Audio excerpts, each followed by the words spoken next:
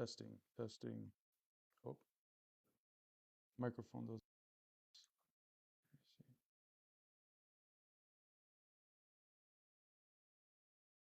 Hello.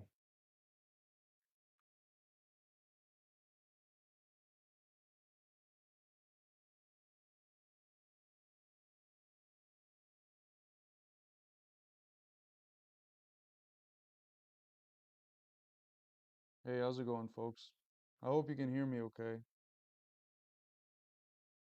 Let me know in the chat if you can hear me okay. Yeah, okay. I made a reply to Ben and he completely missed the point of the reply, and I'm not gonna fucking beat myself.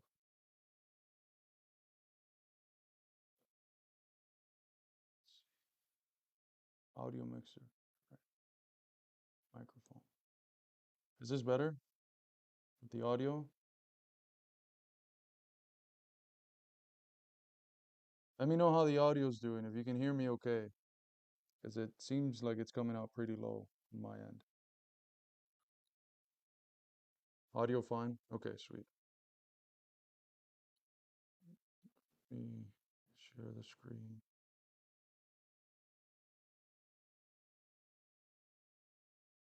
Is the connection okay? Can everyone see me fine?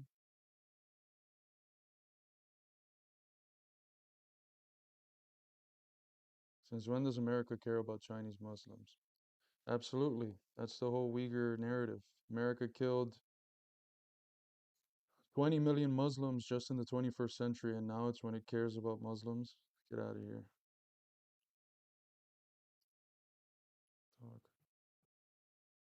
Talk, ask questions.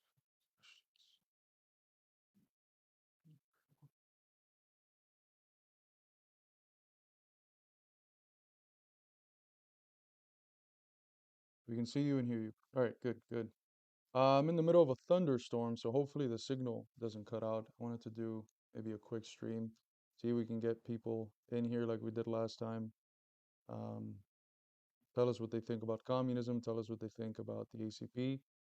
If they're leftists in the US and they're critical of the ACP, I'd like to hear the reasons why. I find that, and hopefully, if some of you are watching this that were here last time, you'll be able to notice that there's not much evidence for the people who are critical of the ACP. Communism has always worked. That's the saying the opposite of what you're saying, Diggledorf. Let's see who's this. We got our first guest. Who is this? Who is this? Mr. Wannabe Thug. All right, Mr. Wannabe Thug. Hello. Yo, what's up, man? How's it going?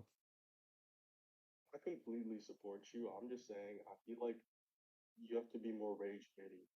You have to try to get as many views as possible. I here's the thing. I'm trying. It's just it's not my role. I'm just a professor. I mean, I have I hate to pull it out, but I feel like my role is different from like Haz's or Eddie's. Um, sometimes when I do the like rage bait shit, like yesterday on yesterday's stream that I did with Eddie on the app that starts with a Y, uh I let myself get emotional. I started screaming and shit. And there was a few people in the comments and they're like, "Oh, that feels too out of character for you." I don't know. I'm just gonna be myself and I'm not gonna try to intentionally be rage baity, but I do try to be as entertaining as possible. But I'm not Eddie, I'm not Haas, and I'm not that entertaining to watch. My main thing is education. But Oh, okay. All right, just be yourself, man. That's good. what were some of your thoughts in terms of rage baiting? This is a little bit rage baity. Communism worked, has always worked. That's what I was going for. Cool. Oh, I didn't even see that. It's kind of hidden. You might want to bring it down a bit. Let me see. Brought it down a bit. Okay, there we go. But is there anything Oh, yeah. else? Nah, that's it. Oh, wait, also, you kind of look like Billy Butcher, I'm not gonna lie. Billy Butcher. I don't know who that is. Gotta look it up. Billy Butcher. If it's horrible, I'm gonna feel so bad. No, no. In like the best way possible. Ah, base. Good, good. It's a good comparison. I like it. Thank you. Appreciate that. All right, yeah, but that's it. Thank you, brother. Take care. You too. All right. Billy Butcher. First time finding out about Billy Butcher. No one. No one fucks with the ACP. All right, come on as a guest and say why. All right, we have a guest here. Noticias Hacienda. Hey, brother. Good to talk to you again. Hey Carlos, how are you? Good to talk. I noticed last time we spoke that for some reason I thought you were Peruvian at the beginning, and then I saw your account after we spoke, and I noticed you're Nicaraguan. I don't know why I thought you were Peruvian at the You start. know, That's because I mentioned that I joined some guys on TikTok that do lives mm-hmm. about Marxism, which is like finding gold in, I don't know where, in somewhere where there is Yeah. no gold. So it's awesome, that these guys, some of them are a little bit orthodox, as I mentioned, Mm-hmm. but it's really nice to discuss, like, other than just debating with libertarians or melee followers and things like that. Yeah. It's Yeah. kind of nice to be debating and learning, So um, just following on the news, right? So the Spanish-speaking TikTok is currently disappointed that nothing has happened in Venezuela. Of course, nothing was going to happen. But I'm amazed of how, suddenly Epstein, everything went away. Mm-hmm. It's like the media can only handle one narrative at a time. That's what I have seen and found. So nothing was gonna happen. To be honest, a Right. lot of people in TikTok, YouTube are monetizing because it's easy to cling in propaganda. It's Mm-hmm. easy. You can make an easy video just with what people are angry about, and there you go. So I was going to ask you something. It's funny to me that Democrats, they feel like they stand on high ground in the United States when they criticize Trump, and both of them have demonic or terrible foreign policy. So I'm like, why are you standing on high ground? Who how do you dare complaining about Trump not having morals and so on when you are also a warmonger Yeah. and things like that? So There was this saying that's from Glenn Ford, who headed the Black Agenda report, who did some good work. Now those people, because of their purity fetish, they attack us. They think we're fucking white nationalists, which is the most ridiculous thing I think anyone can say. But Glenn Ford used to say that instead of being the lesser evil, which is what they traditionally call the Democrats, what they are is the more effective evil. They're more effective because they position themselves as having the high ground. They position themselves as caring about people, the working class, women, other marginalized communities or whatever, and they don't. It's essentially the same politics as the Republican Party, definitely the same foreign policy. In fact, in some cases, the foreign policy in some areas is a little bit more aggressive. Um, but in terms of within the nation, it's essentially the same thing, except that they rhetorically posture in favor of something like abortion rights, or in favor of trans rights or gay rights, whatever it might be. Mhm. Um, but even in those areas that they claim to be, the dividing line of what positions them in the moral high ground with regards to Trump, they don't ever actually want to fulfill those things. They could have codified something like Roe v. Wade, abortion rights, a long, long time ago. They never did because what the hell are they going to run on? The only reason why they are able to garner votes is because they say, look, we're not the Republicans. The Republicans are coming after your gay rights, your abortion rights, all these different things. I mean, if you codify them, there's nothing for them to come after, right? So they don't genuinely want to fight against that which they claim they want to fight against because that loses the sellability of their campaign promises. In the same way that the Republicans don't want to fight against the Republican candidates deport less people. Trump's deportation rates are half of Biden's. And in the first Trump term, he was deporting much less, almost half of what Obama was deporting. And so what is the rhetoric? You know, this whole rhetoric of being anti-immigrant, of course, it's embedded and latent with racist undertones.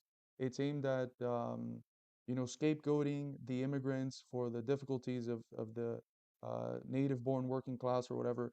But they don't actually want to do any of the things that they're claiming they want to do. Because behind the Republican Party is a type of capital that benefits from the cheap labor power of the Yeah. immigrants. And so they don't have an economic incentive to do that. And then besides that, how are they going to distinguish themselves from the Democrats? The Republicans say, look, the immigrants are coming across the border. They're bringing crime. They're bringing drugs, which is of course not true. It's the Sackler family that's killed, you know, hundreds of thousands of Americans, not any immigrant or any Chinese. But they use that as a rhetoric to get elected. So that if they actually fulfill the things that they're using as rhetoric to get elected, what are they going to run on the next campaign runs, right? So both parties have these things that they treat as political footballs, whether it's the abortion issue or the immigration issue, and that's the only area where they pretend to be uh, in different positions. But even there, in actuality, it's very similar to each other.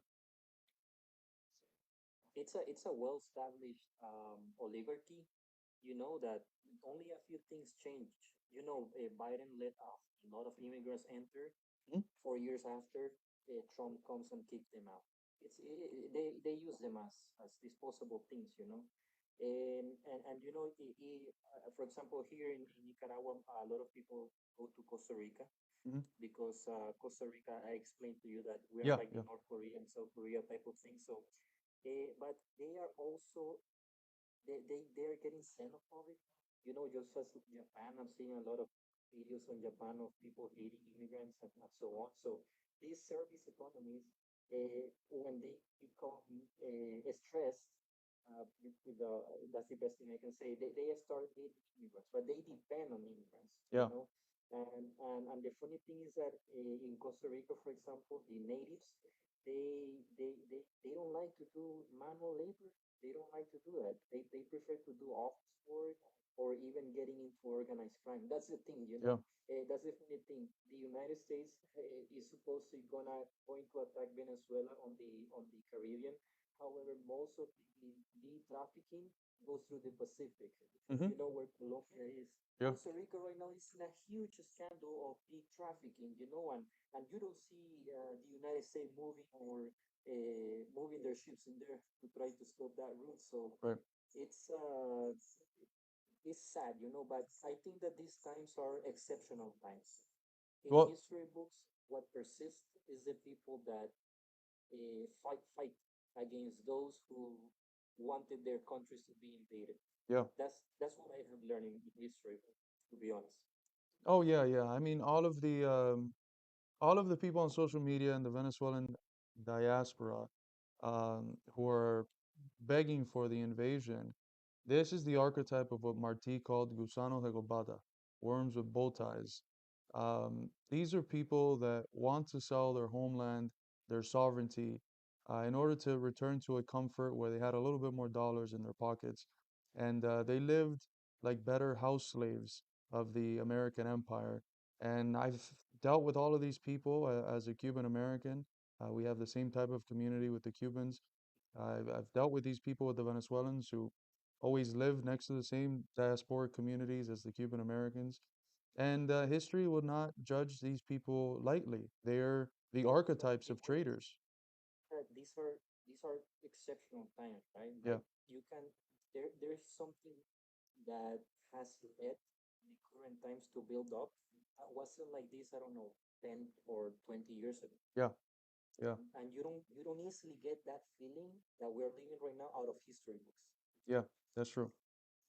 It's an So unprecedented time, the collapse that we're seeing of US hegemonism. I mean, we're moving from the stage that I agree with Hudson labeling it super imperialism, where uh-huh. imperialism really what it takes the form of is global financial institutions created in the during Bretton Woods and then intensified in 1971 with the Nixon move away from the gold standard. And that's what imperialism is, and it's US dominated global financial institutions in that world, backed by the military might of the U.S., it's just completely collapsing before. It's not fully dead. That's why we can see something like what's going on in Palestine, in a fully multipolar world, in a matured and concretized multipolar world. There can't be what has been going on the last 2 years against the Palestinian. That just can't exist. But we're still in that period, that interregnum of transition. Mhm. Um, You know what's interesting, Carlos, that in Argentina mhm, they are still waiting for foreign investment to arrive. You know, that's a neoliberal script. Uh, Shock doctrine, mhm, reduce cost, get more debt, but there's still no investment, foreign investment. yeah, My basic idea is that West is too busy financing wars. yeah, You know, I don't know if it's that's correct, but that's how I see it. Where the colonies like Costa Rica and any other liberal democracies, they depend hugely on foreign investment. Like yeah, they say, oh, Nicaragua receives a lot of remesas, yeah, yeah, I don't mhm, remittances, but that's hard work labor. You know, yeah, yeah, you depend more than us on foreign investment, mhm, and then all that money also like escapes the country. yeah. So Well, and the US has this unique condition because of dollar hegemony that while other countries actually have to produce shit and sell it in the market in order to have a reservoir of dollars, which is central in order to participate in global trade, the US can just print and print and print and print. And its capacity to buy is endless, and in many ways, and here's one of the crucial insights from Michael Hudson, it's that not only through putting people in debt, but also through being um, a debtor itself, it's able to entrap people and dominate them. Um, so, you know that Bukele mhm, got he got in 6 years he has gotten a debt of $13 billion. yeah, So even if you think that Bukele is half left, half right, or sometimes in the left, no, those organisms will never finance leftist governments. This never, guy has an agenda that is, you know, we are here in Nicaragua. We have a veto. United States has a veto not to lend money to us. mhm. You know, just like it happens in the 80s. If socialism is so bad, let it fall. Let it fail by itself. Why you have to put sanctions on it? You know. Right. Right, that's the big question that So no one can ever answer. They say, well, it's because of human rights abuses, and it's very easy to then turn around and say, well, what about Israel? What about Saudi Arabia? What about all of the US's allies or the military dictatorships that have propped up all throughout the global south, especially in Latin America? What about the US itself? What about this whole plethora of countries, including the US, but and all its allies that also violate their bourgeois human rights, but don't get the treatment that socialist countries do? The reason why socialist countries are sanctioned is because they dared to chart their own course, to have a new form of life that's independent of just submitting and kneeing down, bowing down before U.S. imperial power, and because they affirmed their sovereignty. They said we don't want to be the bitches of U.S. imperialism, and therefore they're gonna get the hammer. They're gonna get the sanctions. And the question is, if they actually believed that these systems didn't work, how stupid would they be to actually attack it? Why not let it fall on its own and then point at them and laugh? But what we get when you even ease up a little bit a socialist country is China. Why was China yeah, able to develop? Because China, for a period of time, strategically, um, the imperialists didn't find a good reason to attack it all that much because it was, in a way, instrumentalized against the Soviet Union. And so China was able to peacefully develop, relatively, for a few decades. And now look at the powerhouse that it is. Even Cuba. Cuba was allowed during the short period of Obama's thaw that was promoted by Pope Francis. Cuba was allowed to have relatively peaceful development, and it had the fastest GDP growth in the region. It was redistributing resources immensely. It was rebuilding Cuba. There was a bunch of small cooperative and small private enterprises that were developing, and everything was excellent. There was great trade going on between U.S. farmers and businessmen and Cuba. Uh, but they couldn't allow that. They couldn't allow that because if in just 2 years Cuba showed itself to start growing like an animal, without the full pressure of the blockade, where would Cuba be in 10 years? Where would Cuba be in 15 years? And that's a socialist state that's right under the nose of the US. It can't allow that. It can't allow that the country it considers to be its backyard to have sovereignty. The example. Exactly. You can't have the You know, example of Cuba. for example, here in Mexico, recently the news is that this is something that also happened in Nicaragua before the sanctions and everything before 2018, thanks to Hugo Chavez, thanks to the help from Alba. The Sandinista reduced the poverty rate in 2 digits, something that neoliberalism never did. Mhm. So, and that was thanks to the help of Alba, through Hugo Chavez. That's why we love so much. Well, not me personally, but that's why Nicaragua has this great effect for Hugo Chavez, for the Yep. Alba funding. So it happened in Mexico. It happened in Mexico. You know what we did here? Minimum salary was based on demand.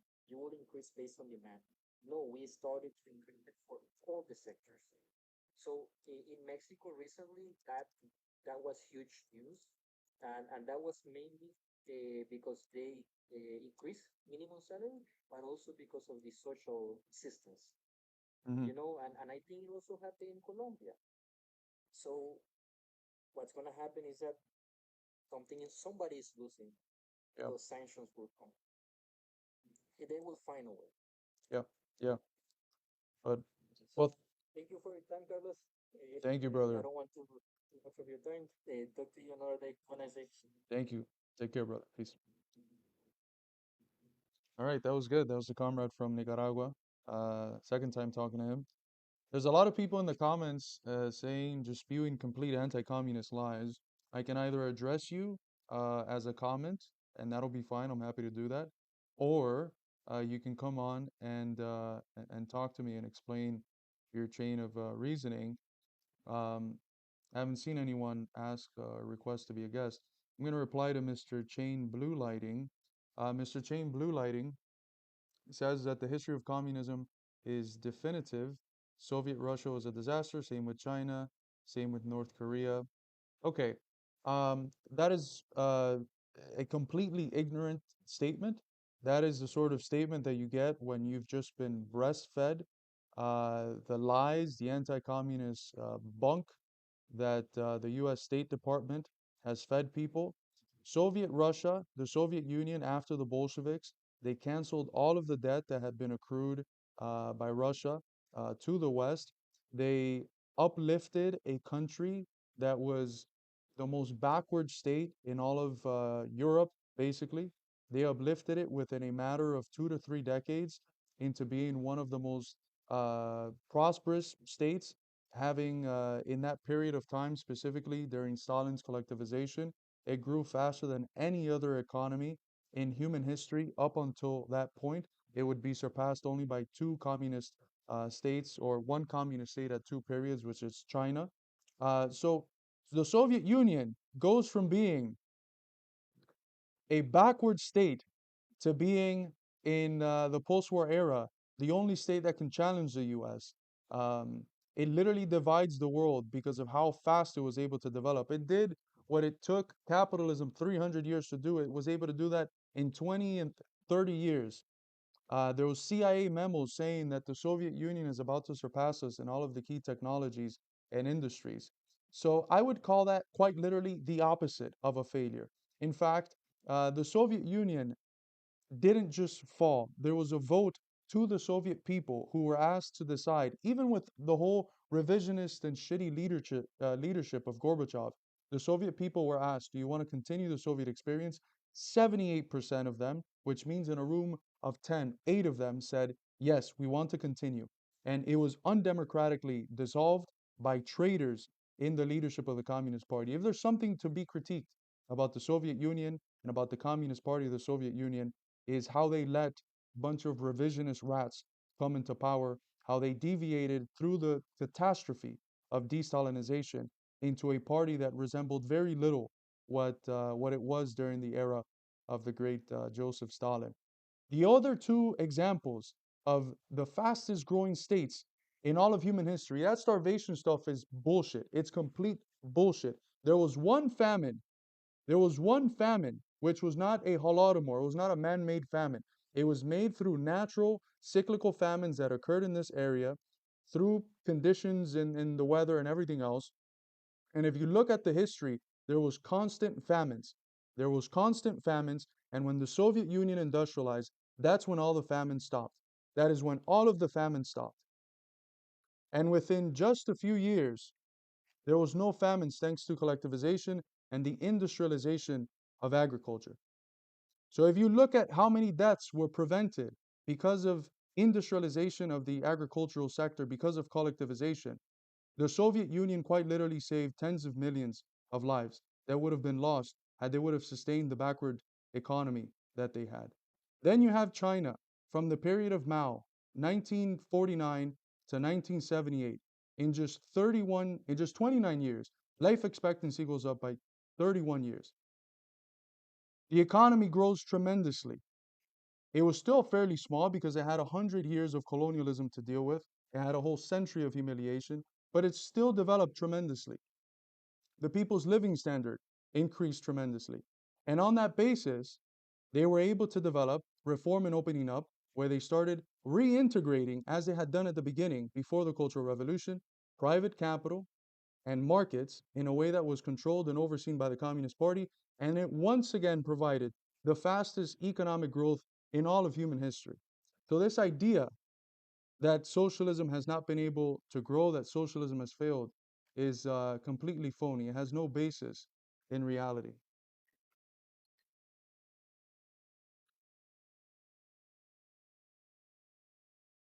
Forced labor. What forced labor? There was prisons. Of course, there were Soviet prisons. Um, but how do you compare those Soviet prisons to what we have right now in the US, where we have 4% of the global population and 25% of the prison population? The audacity you have to sit here in a country, I'm guessing you're in the US, that has 25% of the world's prison population while only having 4% of the world's population, and talk about Soviet gulags at a time when there was anywhere, over 1 million spies from all around the world. And yes, they were incarcerating a lot of people who they considered to be counter-revolutionaries and criminals, etc. Um, to sit here and criticize that from the context in which you're speaking in is absolutely ludicrous.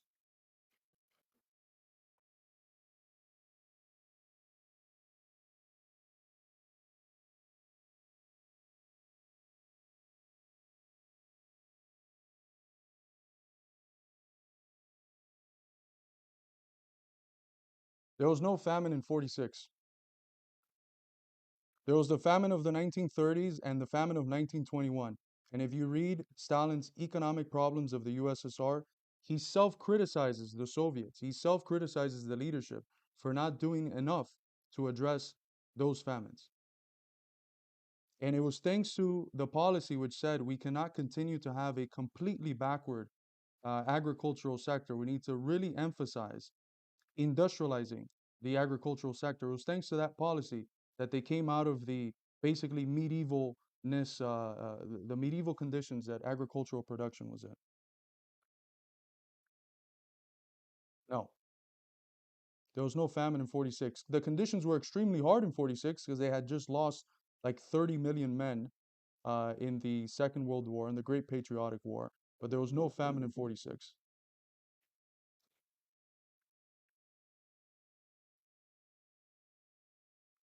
Just because there was a Wikipedia page on it doesn't mean it's true.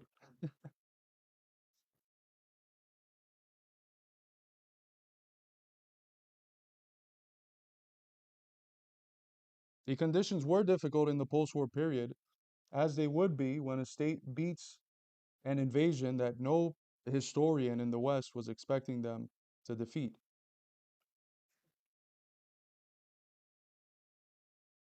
Is this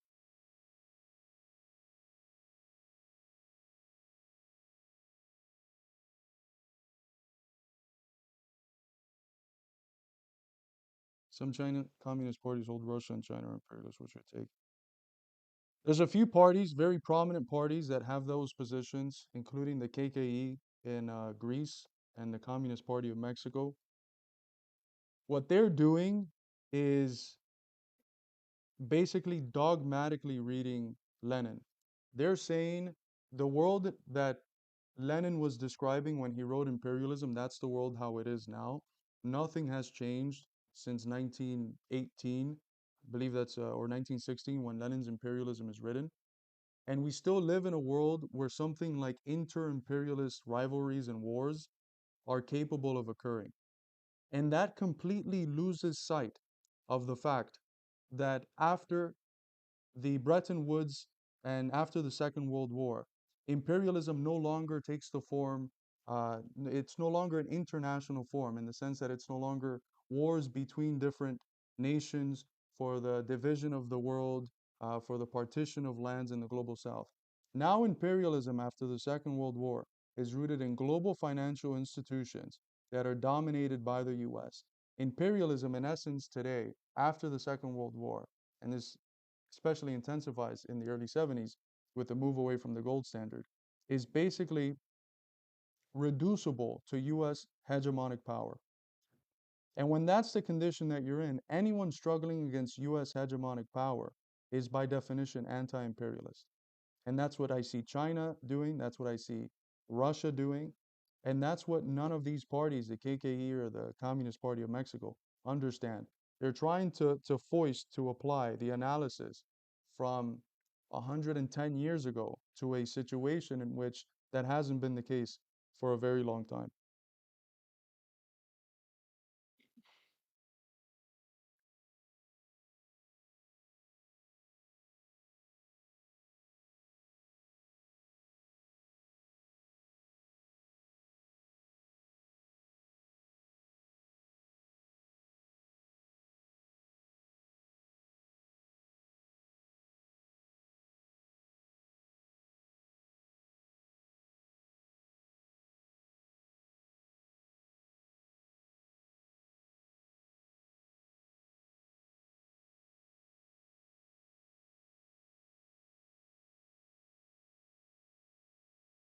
Hey, what's up, comrade?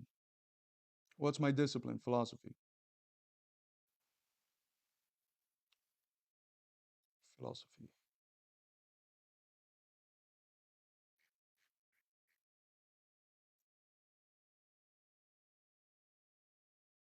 You should have an account at Substack. I do have an account at Substack. You can follow my writing. It's called Philosophy in Crisis. It's linked to the TikTok.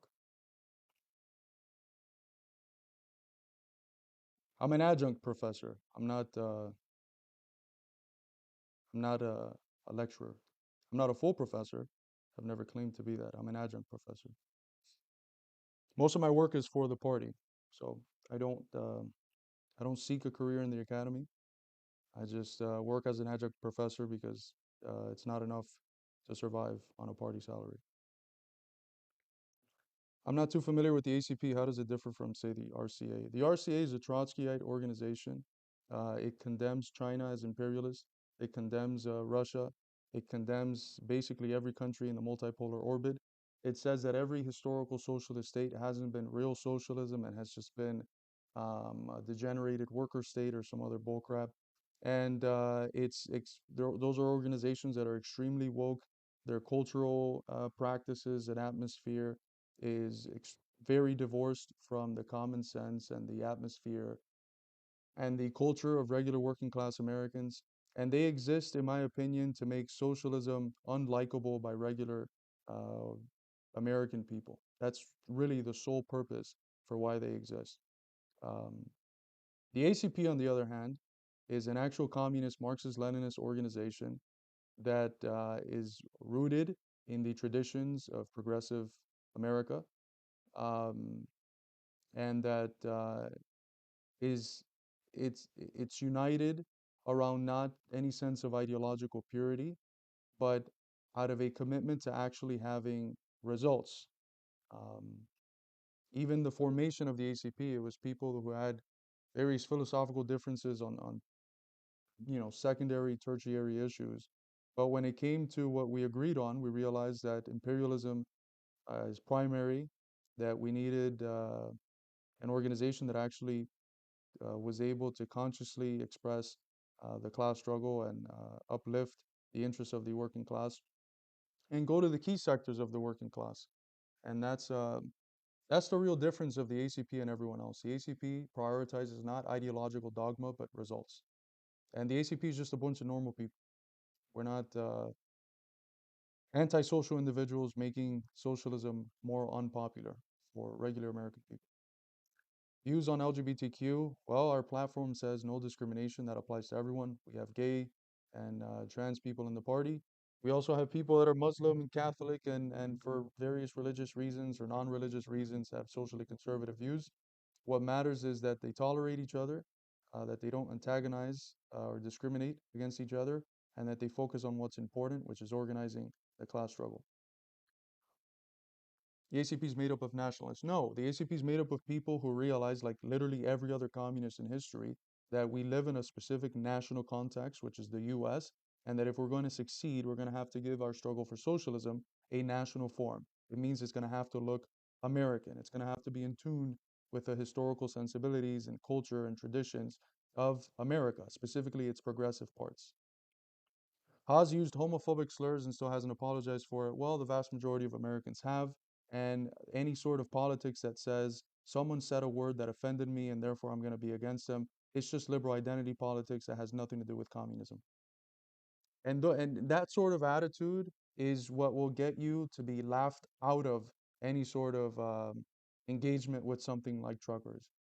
If you sit down with a group of truckers and someone says a slur that you don't like and you throw a hissy fit because of it, um, good luck trying to organize anyone but woke college students. Which is why the left is made up of the class position that it's made up of. It's completely uncomfortable when it encounters what working class culture is actually like. And that doesn't mean that there's any hate for anyone. There's all sorts of slurs that are thrown around without any hate behind them. Did you get the truckers in the union yet? Yes. We have very close relations with the Teamsters. We're unionizing them around the country into the Teamsters. Um, and besides that, there's also other things that are going on that I'm not at liberty to say. But yeah, chauvinism is bad. Yes, nationalism isn't. Yeah, patriotism is what we call it. We don't call it nationalism because in the imperial context, nationalism has always tended to be um, class collaborationist, and that's not at all what we're talking about. I hope you guys hear that thunder because it's pretty fucking bad here. So I condone using homophobic slurs. No, I just don't dig my head in the sand and say I want the world to be how I want it to be in my head, and if it's not like that, I'm going to condemn everyone. The world is the way that it is. People use slurs that they think it's funny. Um, And insofar as they're not actually attacking or discriminating against anyone, insofar as in their actions, they're not like trying to discriminate against gay people or anything like that, it really doesn't fucking matter. And the people that use the most homophobic slurs in the party are some of the gay people in the party, by the way, because they don't have thin skin and this liberal identity politics. They're also working class people who don't give a fuck, who can take a joke, who can throw a joke, and who understand what American culture is like. Do you support North Korea shooting those who attempt to leave the country? That's not true. There's people from North Korea that are lured by US imperialism in the South to leave the country and that then are financially incentivized to say the most ridiculous things about the country, such as Naomi Park, whatever the fuck her name is. And there's a good documentary on this. It's called My Brothers from the North, My Brothers and Sisters from the North, or something like that. But it talks to people who fled, who were incentivized to say a bunch of lies, and who, ended up not doing that. And because of that, they lived miserable lives in South Korea. They're shunned. And those people were interviewed, and they basically spilled the beans of this whole industry that exists in South Korea, whose sole purpose is to promote um, defectors and to get them to say the sort of shit that you can't even believe. Like one of the things that Naomi, whatever the fuck her name, Park says, is that they would put you in a prison where you would eat the rats would eat you, and then you would eat the rats, and just it was like biologically impossible shit. And then you have Joe Rogan sitting there with his mouth open, looking at her chest, and allowing all of this bullshit to be spewed. It's complete lies. North Korea doesn't have, of course, as a Asian society, some of the same values that we would have as Americans. Uh, no one's asking us to implement Juche, which is specifically, Marxism, Leninism with North Korean or Korean characteristics. Socialism here is not going to look like fucking North Korea. That's not what we're asking for. But we do support North Korea having a right to build socialism in a manner that's attuned with its own specific civilizational characteristics. What do you say to the gay truckers? Nothing. The same shit we say to the straight truckers. We focus on the fact that they're getting fucked over by the boss and that they need to organize and fight and that we want to help them. What led you to communism? Just your working life? I've told the story a few times. Basically, my mom developed internal tumors when she had my sister, and it really fucked her up. And we were forced with the decision of either operate or roll on with it. And I didn't understand why anyone would roll on with it until I understood that the amount of medical debt that she would have had. And all of our Cuban family members said, just go to Cuba, get the operation. And I was like, what the fuck? All these people have ever told me about Cuba is that it's a miserable authoritarian hellhole. And now they're telling her to leave the richest country on the planet to go to Cuba. It doesn't make any sense. In 2016, it starts to make a little bit more sense with Bernie Sanders and him talking about commodified healthcare and everything like that. And, um, pretty soon I just become a Marxist through reading and having good friends that I met through the Bernie movement. But I talk about the whole story in a recent lecture I gave in Chicago that's online. It's on the Midwestern Marx Y page, uh, tube. Um, and that lecture was criticized by Fox News nationally, so you should go watch it. It's called American Marxism and the American Communist Party. I talk about the whole story at the beginning. Would you debate the Zionist entity? Absolutely not. There's this video of George Galloway. He's about to debate someone, and then they introduce him as a Zionist, and he packs up. He says, "I don't debate with Israelis," and he just leaves. That's what I would do. Can we use racist slurs to connect with some elements of the working class? Um, no, but if you're using them in a racist manner, no. And if you're making like black comrades uncomfortable, no. But people say what they're gonna say, and you can either say, I don't want to organize these people because what they say, or you can just fucking organize them and focus on what's important. Are you able to defend the ethics implied by communism? I don't think that um, communism implies. Um, Here's the thing: the ethic implied in communism is just a refinement, in my opinion.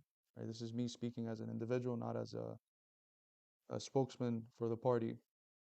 For me, the ethic of communism is basically just Aristotelian virtue ethic, how it is developed by Hegel into a conception of ethical life, and then a refinement of that conception of ethical life that takes into account the importance of the division of labor, the importance of the material premises of social life in being able to enable any sense of actual freedom.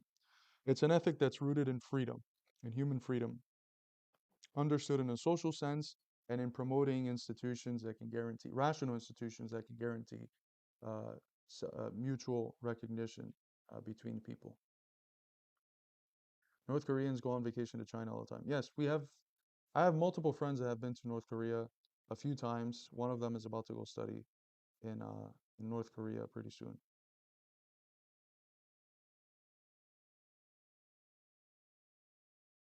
Will the party help out oil refinery workers? Um, yeah, I mean, we're interested in helping out wherever we can. I'm sure that's something that one of our chapters has considered. What are the meta ethics? I already mentioned it's basically ethics as absolute ethical life. I just wrote a paper with Comrade Chris Halali um, for the Journal of Philosophical Investigations in Iran, um, that deals with the transition from Kant's notion of morality to Hegel's notion of ethical life. Um, and then it uses the crisis of the Sittlichkeit, the crisis of ethical life, how it's understood in Hegel, to analyze where we are at today as in the US.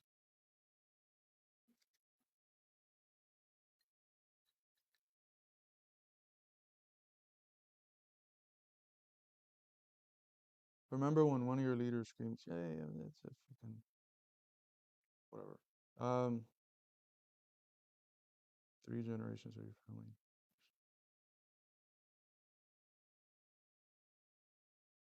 ACP people have to be the others batch. Well, why don't you come on and explain why? ACP is a psyop. Explain why.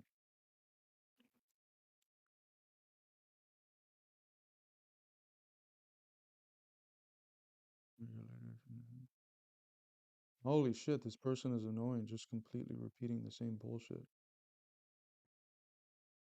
I like Tito. I like Tito. Tito's cool. Cuba has some of the best doctors. Yes, it also has the highest rates of doctors. It makes more doctors per capita than any other country. Thank you for it. I wish I could have chosen what I said. They just took a snippet in Fox News of me saying that we needed to think critically, creatively, and freely, and somehow they found that mockable, um, which was weird. It's one of those interesting things where by attacking me, I think they looked more foolish themselves than me. Viva la revolución, camarada. Desgraciadamente estoy trabajando, así que no puedo ver en vivo. Saludos, camarada. Bro, are you friends with Jackson Hinkle? Yes, he's the homie. Saludos de San Diego. Saludos. Momoko. It's crazy because all of you always have like anime or cartoon profile pictures. It never misses. I wish it did, but there's always a correlation between leftists offended by words and them having anime or cartoon profile pictures. Am I also infrared? This is an interesting question. Um, as of recently, infrared, the way that Haas speaks about it, it's not just a specific institution, it's a general vision for the future, um, for how class struggle looks in the digital age. And in a certain sense, like Midwestern Marx has kind of always been part of that vision. Um, but in terms of being like physically a part of infrared, not really. After in this last year of building the party, um, the relations that we've been able to build with each other through the party have been much closer than any relations that existed previously with just infrared or previously with just the institute. So um, I guess I'm a part of infrared in the same capacity that Haas is always free to give us advice, and his opinion always matters if he ever suggests anything for the institute, something like that. It's never a good idea to debate with any sort of fascist. That's why Zionists are. Yeah, I I think debating something like Nick Fuentes is more justifiable than debating a Zionist, um, because Nick Fuentes is attracting a lot of young people who are looking for alternatives and for answers to what the fuck is wrong. And because he's eloquent and a good sophist, he's able to convince a lot of people. So I would love to debate Nick Fuentes. I would love to have Hawes debate Nick Fuentes, but he's always been too scared of any debate of that nature. Momoko doesn't understand that when they spam something as stupid as what they're typing in the comments over and over again, that only makes them look bad. Viva la Comuna Americana. Viva. My thoughts on Tito, I already said I fuck with Tito. I like Tito. Tito had balls. Freedom is the realization of necessity. Yes, Spinoza, then Hegel, then Engels, or Marxism in general. How did he manage to study in Korea? He has dual citizenship. He has a citizenship in Russia. And I have another comrade who has citizenship in China who's also studying in Korea. Yes, we have chapters in basically all of the southeastern states. I think there's a southeastern conference coming up, so if you want to join, Miguel, now's the time to do it. ACP is super based. Yes, it is. ACP is good. Yes, it is. Euro style for the font. Long live the ACP. Long live. You're against freedom. What? How many members does the ACP have? Members in total, I think around 1,000. Cadre around five, 600.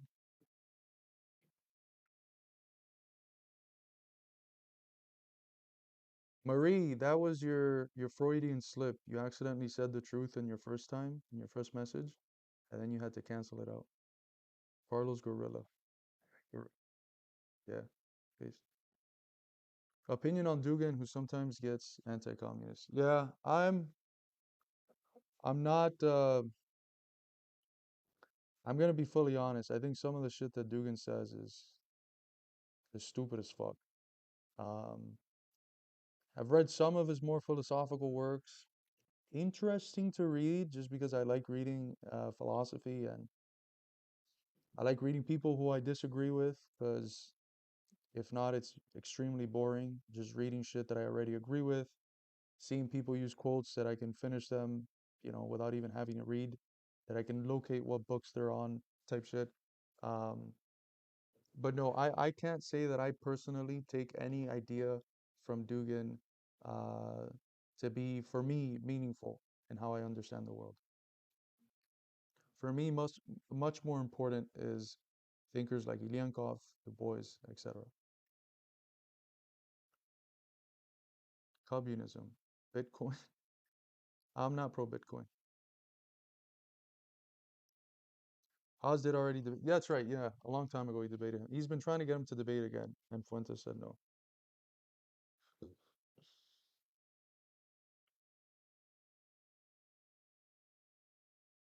Marie, unless you're, let's see, let me do the math.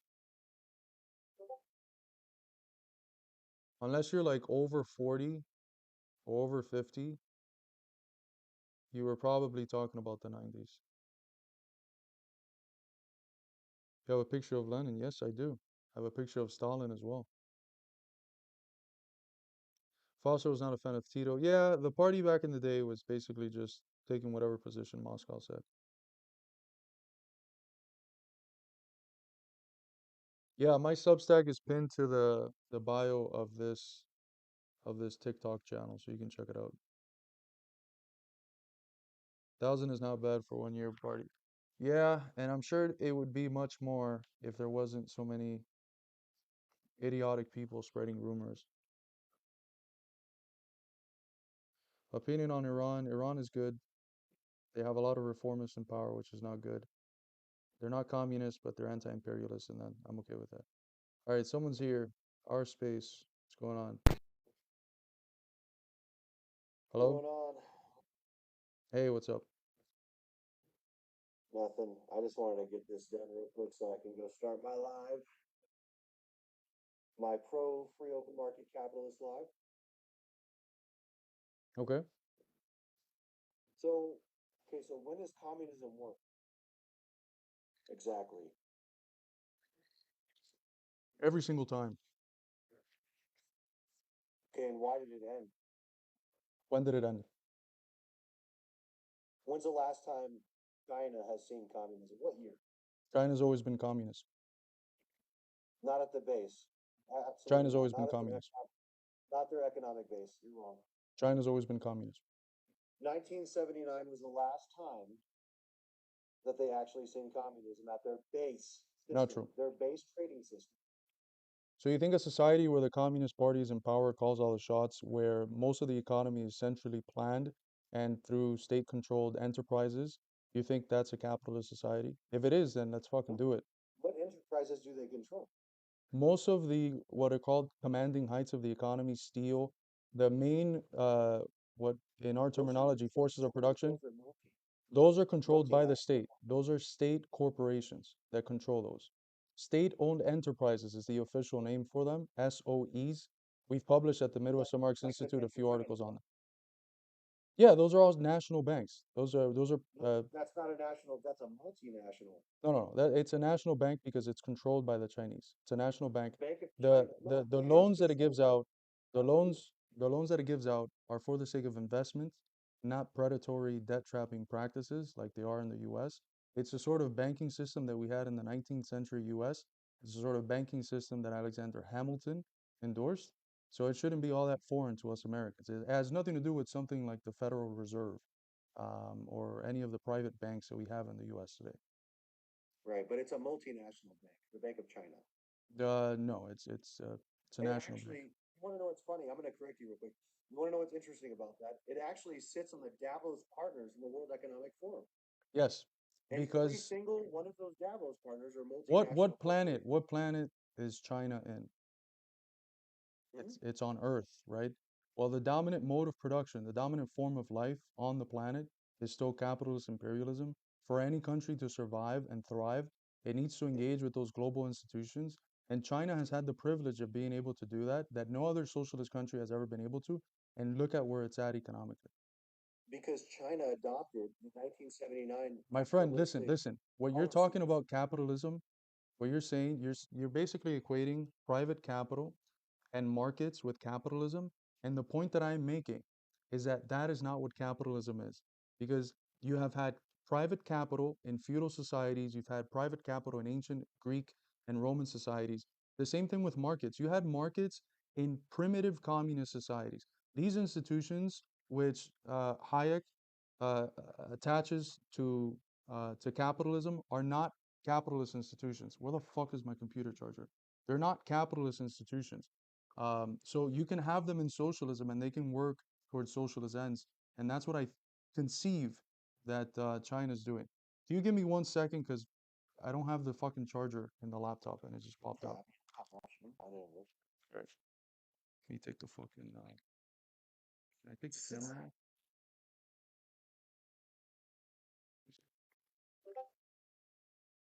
How do I take it? Discord. Is that me or you? That was you. Oh, okay. I gotta turn that off.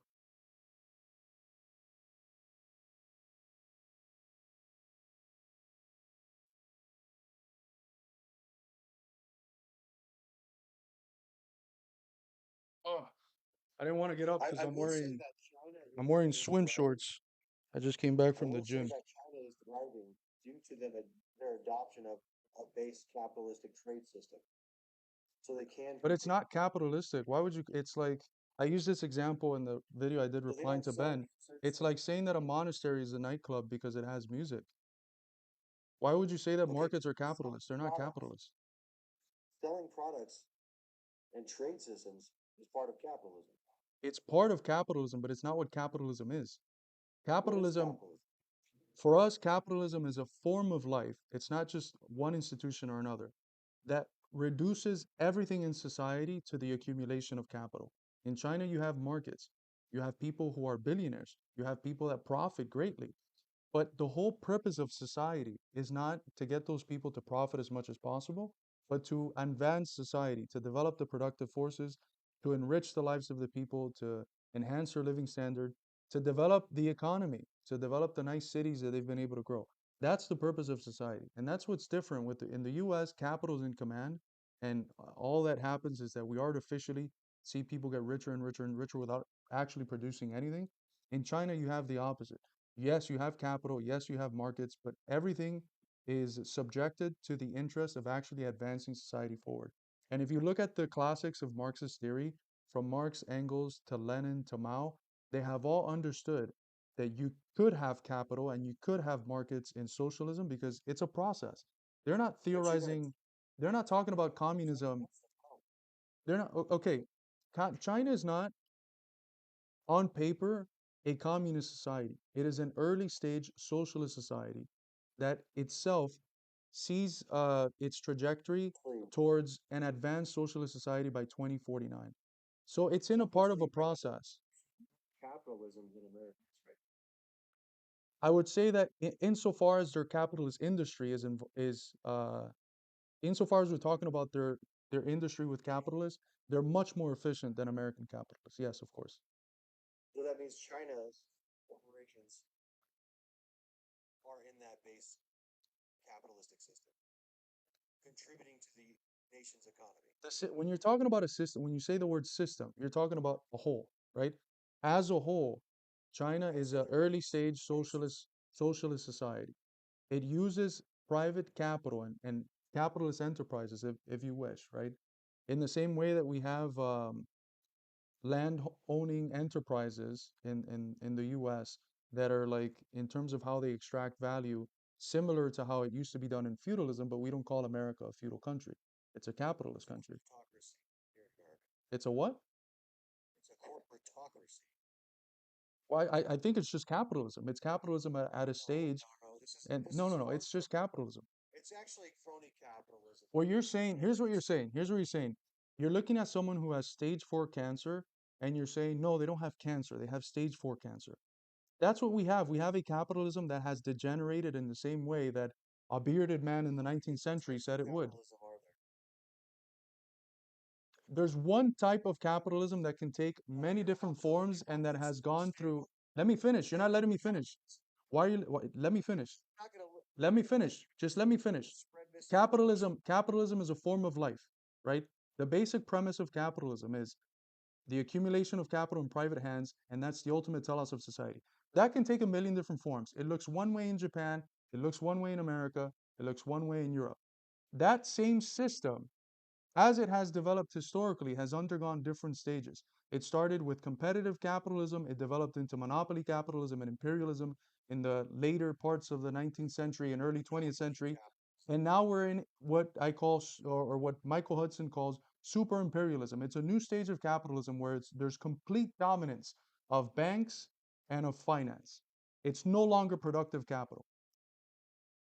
I mean, the same banks that are here in the U.S. that are in the multinational group, the Davos, Yes, those banks that are controlled by the including US. Bank of China. Actually, Bank of No, no, China sits right next to a Bank of America on the Davos group. because it instrumentalizes that in order to develop its economy. The person that is in You are command, profit driven. When you yeah, get yes, into a no, no, no. multinational corporation, you are profit driven. You don't have a single nation state's interest. So saying that Profit does is profit does play sincerely a in the role, interest of the but the Chinese ultimate people, role, the ridiculous. in the last instance, the telos, the purpose is the satisfaction of common good and common prosperity, as they call it. That's why you see the difference that you have in China and that you have in the US. In both places, you could say the banksters keep getting richer, but in the US, the banksters are getting richer and everyone else is getting poorer and more in debt. In China, the people are also getting richer. Is that not true? Don't you agree with that? You said what? People are what? In China, the people are also getting richer. It's not just banksters getting richer. Yes, of course, there's rich Because banksters. the economic system, the world economic system that we're moving into is stakeholder capitalism, which means that people without stake won't own anything. They're going to remove private ownership. But what you're referring to as private ownership has already been naturally dissolved by the development of capitalism itself. If you look at what Marx writes towards the end of That's Capital, not that's not let true me if you finish. don't Let me have market finish. Listen, let me capitalism. finish. I don't want to mute you, but You're let me finish. confusing free open market capitalism Okay, with market let me capitalism. finish. Let me finish. Marx and Engels already made the point that capitalism, once it reached the industrial stage, already basically abolished what you're calling private property. The property that people own and work on their own land with their own tools in order to produce their own means of subsistence, that was already abolished by the time that industrial capitalism came around in the middle of the 19th century. All that has happened is that it's been intensifying how much power has centralized in the hands of private, specifically finance capital. And this is all that Marx predicted this. It's crazy to sit there and say, no, this is not capitalism, this is something else. When a guy studying capitalism, because this didn't exist in the 19th century, said this is what capitalism is going to develop into. So you're That's saying that because Karl Marx studied capitalism, what about Klaus Schwab? What about the leading world economic fucking teachers of the world? those people embody what Marx said capitalism was going to develop into. Absolutely, and they're fascists, which turns into communism eventually. So I mean, I just got to tell you, I would say they're fascistic, yeah, but they're not communism the farthest thing was from communism. still by Say Huh? what? I think I agree that they are fascistic, but it has nothing to do with communism. To Communism is the protect complete their opposite. freedoms, which favor fascism. I don't disagree. Where's the disagreement? And you know that's what I'm saying. Like I'm against multinational corporations lobbying our government against the interest of the American taxpayer. We're in Okay, now agreement. through generations we have given up our own shit by not saying anything, doing our civic duty, shit like that. I agree. We've actually established legislative framework, Citizens United, etc., to actually allow these multinationals to do this I shit. agree. I agree Okay, completely. but I'm not going to take anything back by force. I will build another parallel republic and do it that way. That's literally what our party is doing. Our party doesn't encourage violence and force. We encourage convincing people through showing them in the deeds So this alternative.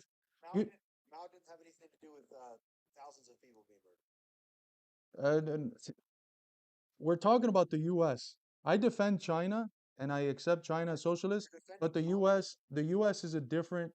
We're well, I guess I have the communism work. I can talk about China, my thoughts on China if you want, but I thought we were talking about the U.S. In terms of the U.S., we're not calling for violence against anyone.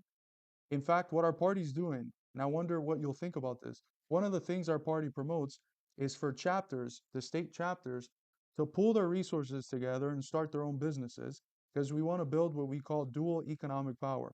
We want to create alternative institutions that function to the side, separate from the formally existing ones that work better than those in order, in terms of representing the people, serving their needs, etc. And through that, convince people. The goal is not to, our immediate goal is not to wage an armed struggle to topple and impose stuff on it. No, we want to convince the American people that, That's your legal right. Your legal right is to actually pull away from the system, go buy a piece of land, and build your communistic utopia. Like that is your legal right. But what I'm saying is that when BlackRock and all these asset managing groups decide to take your shit because of stakeholder capitalism, and all they'll do is just outtax you, outbid you, yeah, everything. How? Because they have more money than you. absolutely. And that's yes. So and understanding jurisdictional law, it makes a huge big difference. So when you understand that these multinational corporations that I've been talking about operate in international law, superseding nation state law, Yes. they don't actually have to answer to nation state or regulation or They're governance. treasonous. They're treasonous. No, they're not. It's all legal. This is legal. This They're, is yeah, legal. it's okay. Yes, it's legal. You're absolutely right about that. But it's treasonous in the sense that it is against the American people. It It's is not fundamentally ethical. anti-American. It's not ethical. It's anti-American. I'll call it anti-American. It's anti-patriotic. These people have no country. They have no And if they patriotic loyalties. They're not actual Americans. They're not patriots. because they're profit driven multinationals. Absolutely, we're in agreement. Okay, but again, you're not going to be able to feed your people through communism unless you adopt a hybrid system. And I'm okay with a hybrid system. You have to Okay, adopt. here's the thing. What you're calling hybrid, we're just calling, uh, communism. Not communism. What we're calling socialism. What Socialism. you see in China as hybrid, we just see as socialism. It's an early stage of socialism. Communism is not a hybrid system. We're not building after the conquest of power communism. We're building socialism. Communism is generations and generations down the line. Okay, but socialism, you run out of money eventually. Where are you going to get your bread? What are you talking about? The whole point is to unleash the productive forces, to work to rebuild the country, to You're put people to using work. capitalism to build capitalism hybrid. I don't understand what you're talking about. You're saying that I'm you're going to talking use about, look. American cities all around the country are completely collapsing because it's not profitable to build them. Because those same corporations that you're talking about don't want to build them. They just want to buy shit, speculate, make money off of interest. What the because Communist they're not Party going to wants to do, what the Communist Party wants to do, if it comes to power or when it comes to power, is use state resources to rebuild America. It's that simple. Rebuild our infrastructure, give people good paying jobs.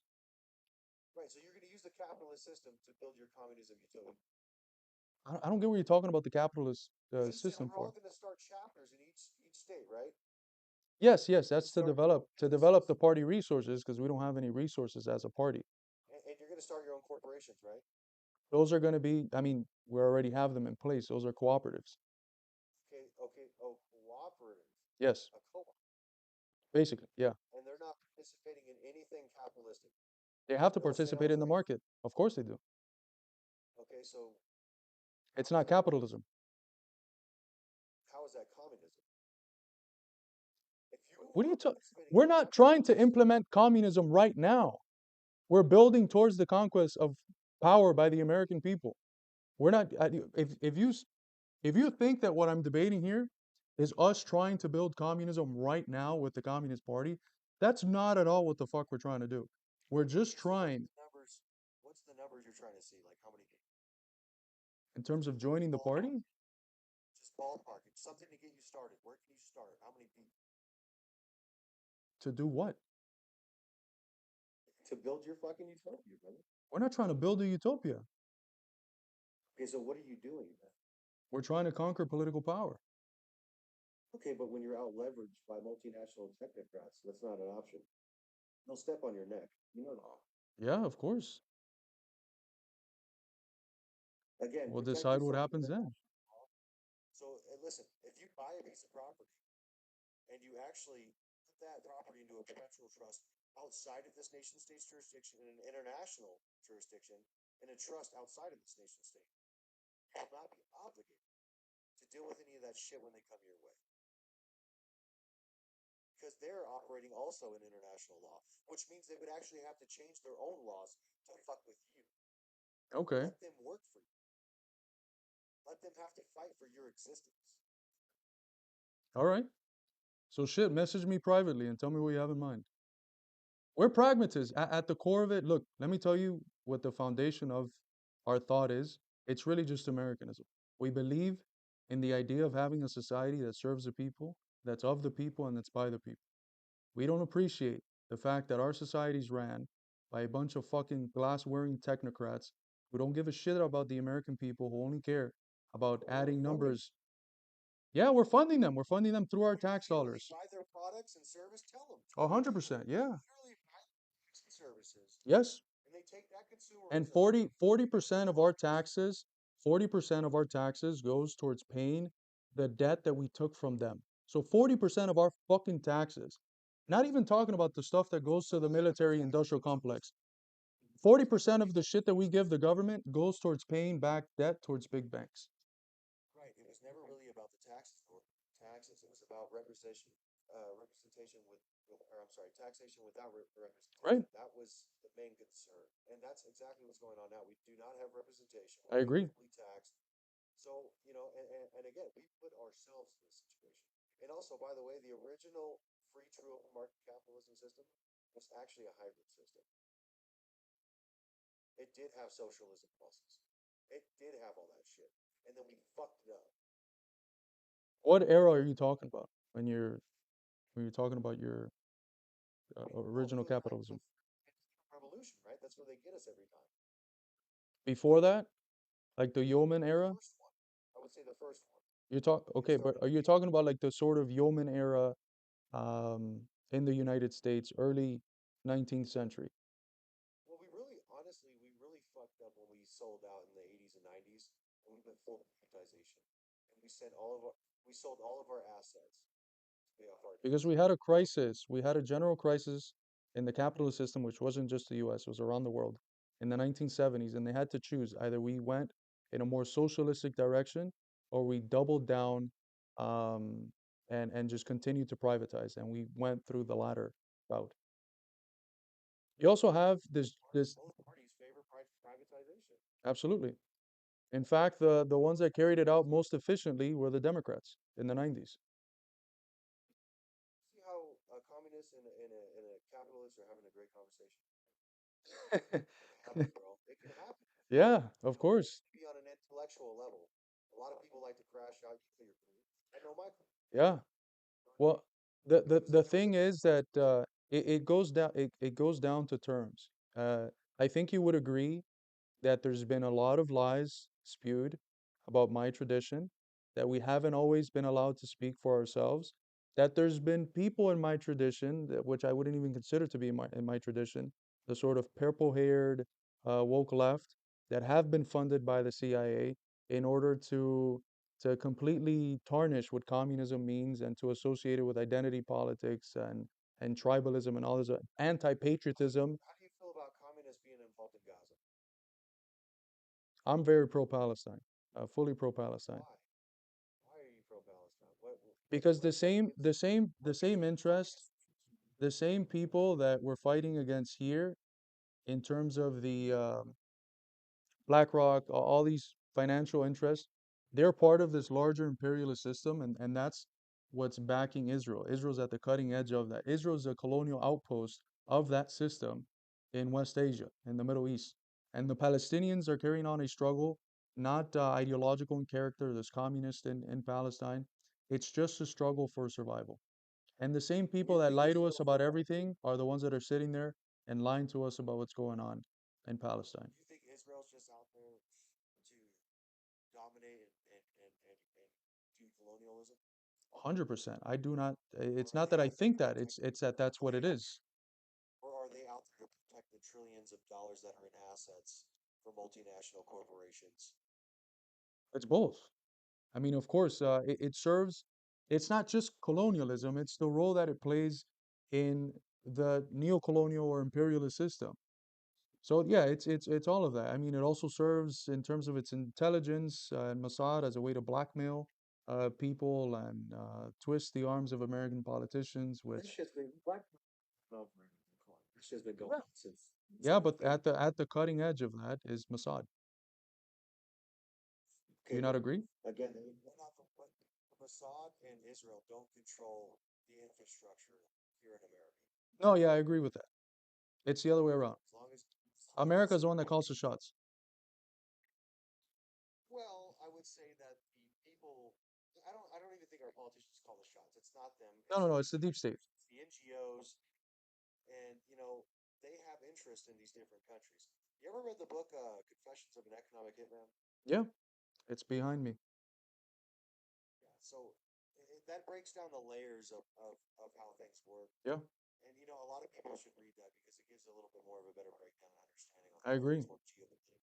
There's also a documentary they can watch if they're not big readers. And there's two Absolutely. parts to that book. He wrote a sequel.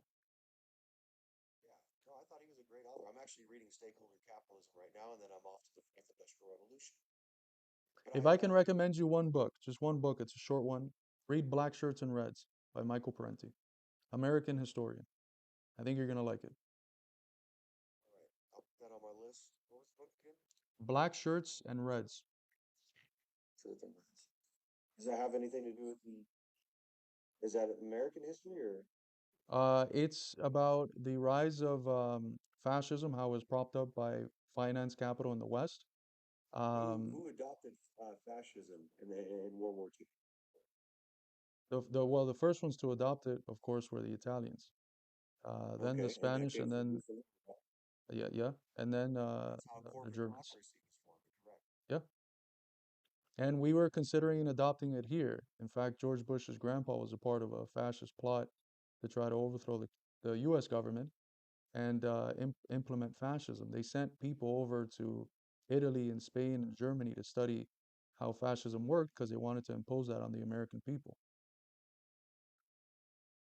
Yeah, I'm not disagreeing with that. So, but check out the book. I think you're gonna like it, and it also it dispels what I would consider to be myths of communism in a quite eloquent form. Um, and it's a scholarly text. It's not just a fucking guy writing and publishing in a self-published form. It's a scholarly text. It has all the receipts in the footnotes, so I think you'll like it, and it'll give you a different perspective that's more in line with the tradition that I'm actually coming out of. So, but So, do you know who Zhao Ziping is? who? Zhao Ziping. I know Xi Jinping. I don't know Zhao Jinping. Okay, in 1979, he was basically developing capitalistic policies for China. I want you to read In it though, Shenzhen, but I gotta go. Huh? because the Shenzhen was the first uh, um, forget what they call it. It's one of the economic zones where they tested out the policies that eventually they implemented all across China. And that allowed Or them you're to, talking about Deng Xiaoping? in the early 2000s, dude, it allowed them to, kind Are you kind talking about Deng Xiaoping? These and yes, the sorry, I special didn't econ get his name right. he was an original communist from the beginning. He's Well, really good, and he's he one was of the the one. ones to actually introduce capitalistic policies. Well, not actually him. He allowed a certain community in China called Shenzhen to do it. They wanted to try it out. They tried it out. It succeeded. And then he said, as a good pragmatist, we're going to try this across the country. And it did amazingly. I wouldn't call it capitalist policies. You see, that's where we would disagree. Right now, Cuba's trying that. Cuba has two special economic zones that it's trying to build, but it's difficult with the blockade that the U.S. has on it. But what you are trying to identify with capitalism, which is just markets, um, I'm not against, and I don't consider that to be in itself capitalism. That's where it's I think a terminological difference. But if we get into the meat and potatoes, kind of like we've had here, there's a lot more agreement and disagreement, and I think you would agree with that. As long as there's no, force or taking away someone's choice, it's not, even though they're winning, you can't take it by force. You have to economically parallel intercept that shit. Well, we're Americans. We believe in individual freedoms and freedom of speech and convincing. I think the Bill of Right? Rights is That's an protected excellent by document. statute. You waived those rights when you sign terms and services, like you're on TikTok. Yeah, In your job that you work at, that's everywhere true. you go, you sign terms and services which waive your constitutional rights. Yeah, that's true. Yeah. So, at what point do we even have them? Well, one of our party's policies is turning all of these major medias that are basically the modern agoras, modern public spaces for debates and conversations. Tur Multinational control. yeah, yeah, yeah. Turning them, having them be state-owned so that they could be subjected to the Bill of Rights and the Constitution, and so that they can defend freedom of speech. What do you think of that I mean, policy? they're protected in international law, which supersedes nation-state government. Yeah, yeah, They're not but get with a revolution, you can do pretty much anything you want. It's a clean slate. Would you be against yeah. these platforms being subjected to constitutional U.S. law? I would say that they're a private corporation and being protected under international law, they're not susceptible to that. Well, that's uh, uh, it could be hard, but Anyway, yeah. you're one of the easiest communists I've ever had a conversation with, bro. And I it just, you got a good heart, I can tell. You have a good night, man, and do your thing. I'm gonna go start my life. Thank you, Enjoy brother. Take care. Good luck on the life. Yep. All right, that was fun. I think with most people, that ends up being the case if you just talk to them. You end up agreeing. Most people deep down just want what we Americans were promised, which is government of, by, and for the people. It's absurd unless, some fucking billionaire technocrat pops into the live. But most people, all they want is a society that actually fucking serves society, that leaves them as individuals alone to do whatever the fuck they want, insofar as they're not harming other people. Hey, how's Hello. it going? Hey, how's it going? One second.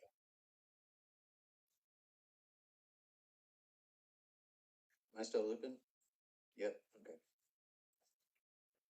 I'm gonna drop down and try to rejoin so I can fix that echo. Okay.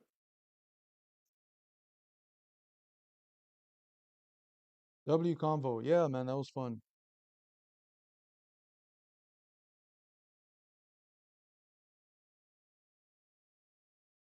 The only thing communism succeeded at is killing large groups of people. That's not true. That's not true. I might have one more person and then I'll head out. I haven't had dinner, so I'm starving.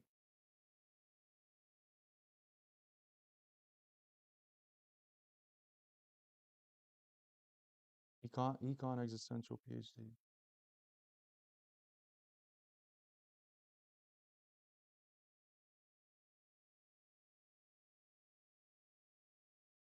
I didn't see that. Or it might be you. Is your speakers up real loud? Is that last dude quiet? Um, It could be. I don't know. There hasn't been any problem with anyone else though. All right. What's up? All right. Well, yeah, I just want to ask you a few things. Why do you cling to Americans like ideology? What is it about it that makes it seem like it's revolutionary in character in any way? One, because we're in America. I'm not in Iraq, where, you Right. know, maybe burning the American flag would be okay. The American people are the people that are here that we have to wage a revolution with. Two, because as a Marxist, I understand that all of these countries are totalities that are driven by contradictions. And just like there's very evil parts of American history, like the genocide, imperialism, slavery, etc., there's also very positive parts from the beginning that could be appealed to and that every communist in US Yeah, history has appealed to. but when you tie that to empire, it's kind of undermining what revolution's about, right? Because like this in the USSR, the RFSSR, they didn't like fly the banner of the SAR, right? They made a new banner for proletarian union. If after the revolution people want a new flag, that's fine. For now, I take the advice of Fidel Castro, who said to American communists that that's your flag, that's the flag that the American people identify with. Don't let the bourgeoisie and the fascists take it. But they did take it, and it wasn't made. It wasn't taken by them because it wasn't made by us, was it? No, it's Like it still wasn't made by them. it's It was the still words working class. It was made to show our subjugation to the ruling class. no. When the American people look at the American flag, they see the flag of their country. It would be foolish. It would be what Lenin calls infantile phrase mongering to just make up a new flag and just rock with that and say, you know, It's mm, that's it's just not how the world works. Um, the most important theorist in the anti-fascist struggle, my opinion, Georgy Dimitrov, also Stalin, but especially Georgy Dimitrov as a theorist, he made it very clear, speaking specifically to Americans, that we had to recapture figures like Washington, Jefferson, our flag, and the progressive traditions in America, which means also progressive bourgeois traditions. And he said that what you have to make it seem is as if the progressive parts of 1776, had those people's radicalism been attuned to the present day, they would be communists. And that's the position that communism, I mean, you look at Cuba. that's literally Cuba was nonsensical. Their no, it's radical not positions nonsensical. like that. It's nonsensical in accordance with contemporary liberal sensibilities. It's not nonsensical in accordance with literally any other communist tradition in history. Listen to Fidel's speeches where he's literally tying this You see, like long. Fidel and even Trump are literally not American. Like I'm an indigenous. I'm from this place. And I see the flag as a sign of subjugation because I kill all my people.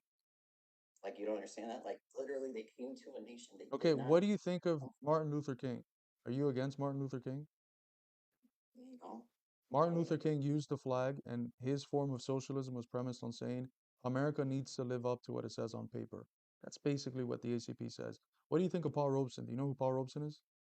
yes, no Paul Robeson. Paul Robeson loved the flag. He had a whole album dedicated to America, and he made it clear that distinction that King made later on of the two Americas, the Americas of the elite, the colonialists, the imperialists, and the America of the American revolutionary tradition. There's a distinction between some symbolism now, where like American people are not the American government. Like Yeah, yeah, I yeah. care about the American people. I care about the proletariat here in its entirety. And there's a big section of that who do not identify with the American flag or the subjugation that this government has put to all Well, peoples of the world. here's the thing, my friend. America is a big country. There's different regional and cultural realities to America. We're not, when we're organizing indigenous communities, which we have in New Mexico, we've collaborated with many of them. We're not taking the American flag to those contexts because we know what it means to them. We're not taking the American flag, for instance, to parts of New York with Puerto Rican communities, or to parts of Chicago with Puerto Rican communities, for whom that Then you flag should just get a means colonialism. you should get a new flag and stop trying to act like Washington or like historical figures that weren't communists were communists when they were literally No, we're not saying they're imperialists. communists. We're saying that they were progressive for their time. There's a reason why you couldn't read the Declaration of Independence anywhere in Europe. If you're a professor, you'd get kicked out of your post. For its time, it was a progressive bourgeois document. But because it was bourgeois, it had certain limitations. And the other thing is this, and this is something that people don't know. American socialism, when it develops in the 1820s and 30s, it comes out of the hypocrisy between the American ideals in 1776 and the reality. So even if we condemn these figures for their actions because of their imperialism, their enslavement of black people whom they held as slaves, people like fucking Jefferson, there was something about how they articulated those ideas that inspired the abolitionist movement and figures like Frederick Douglass and many others, and the early socialist movement, the birth basically of the modern workers movement in the 1820s and 30s. So that's just true. Because like I literally I became a communist because I believed we had freedom, liberty, and all the shit they said in the Constitution. When I realized we didn't have that is when I got mad about it and started my journey over here. I've never been a liberal. I'm just saying that like when you have something that is based upon subjugation, elitism, imperialism, and mostly white settler colonialism, that's an issue. And like that is literally what you're propping up when you appeal to that symbology. I don't think America is reducible to white settler colonialism in the way that like Israel is, primarily because Israel is explicitly a tribalist, racist, ethno-nationalist state. America was, at least in terms of its formal values, the values enunciated in the Declaration of Independence and its official documents, it was still universalist. It was still endowed with a tinge. Hold up. Endowed. Okay, listen. Let me finish. It was still endowed with bourgeois Enlightenment universalism. That was appealed to by those very individuals that were considered legally as three-fifths of a slave. Look at what Frederick Douglass himself said. If you remove slavery, everything else in the Constitution is perfect. Now, that's a sentiment that I disagree with, but the leading abolitionist figures in the 19th century, the most progressive figures in the Black freedom movement of the 20th century, identified with American history, with its ideals. Du Bois said multiple times, the early and the later Du Bois, that there is no truer believer in the American ideals of democracy than the Black proletariat, than Black people in America. There's a reason they used that language. It wasn't accident. They were talking about for themselves to start, and but second of all, it wasn't just slavery; it was the indigenous rights, women's rights, and all this other stuff. Their ideals sound good and were appealed to later, but like also Frederick Douglass and W.B. Du Bois are not contemporary characters.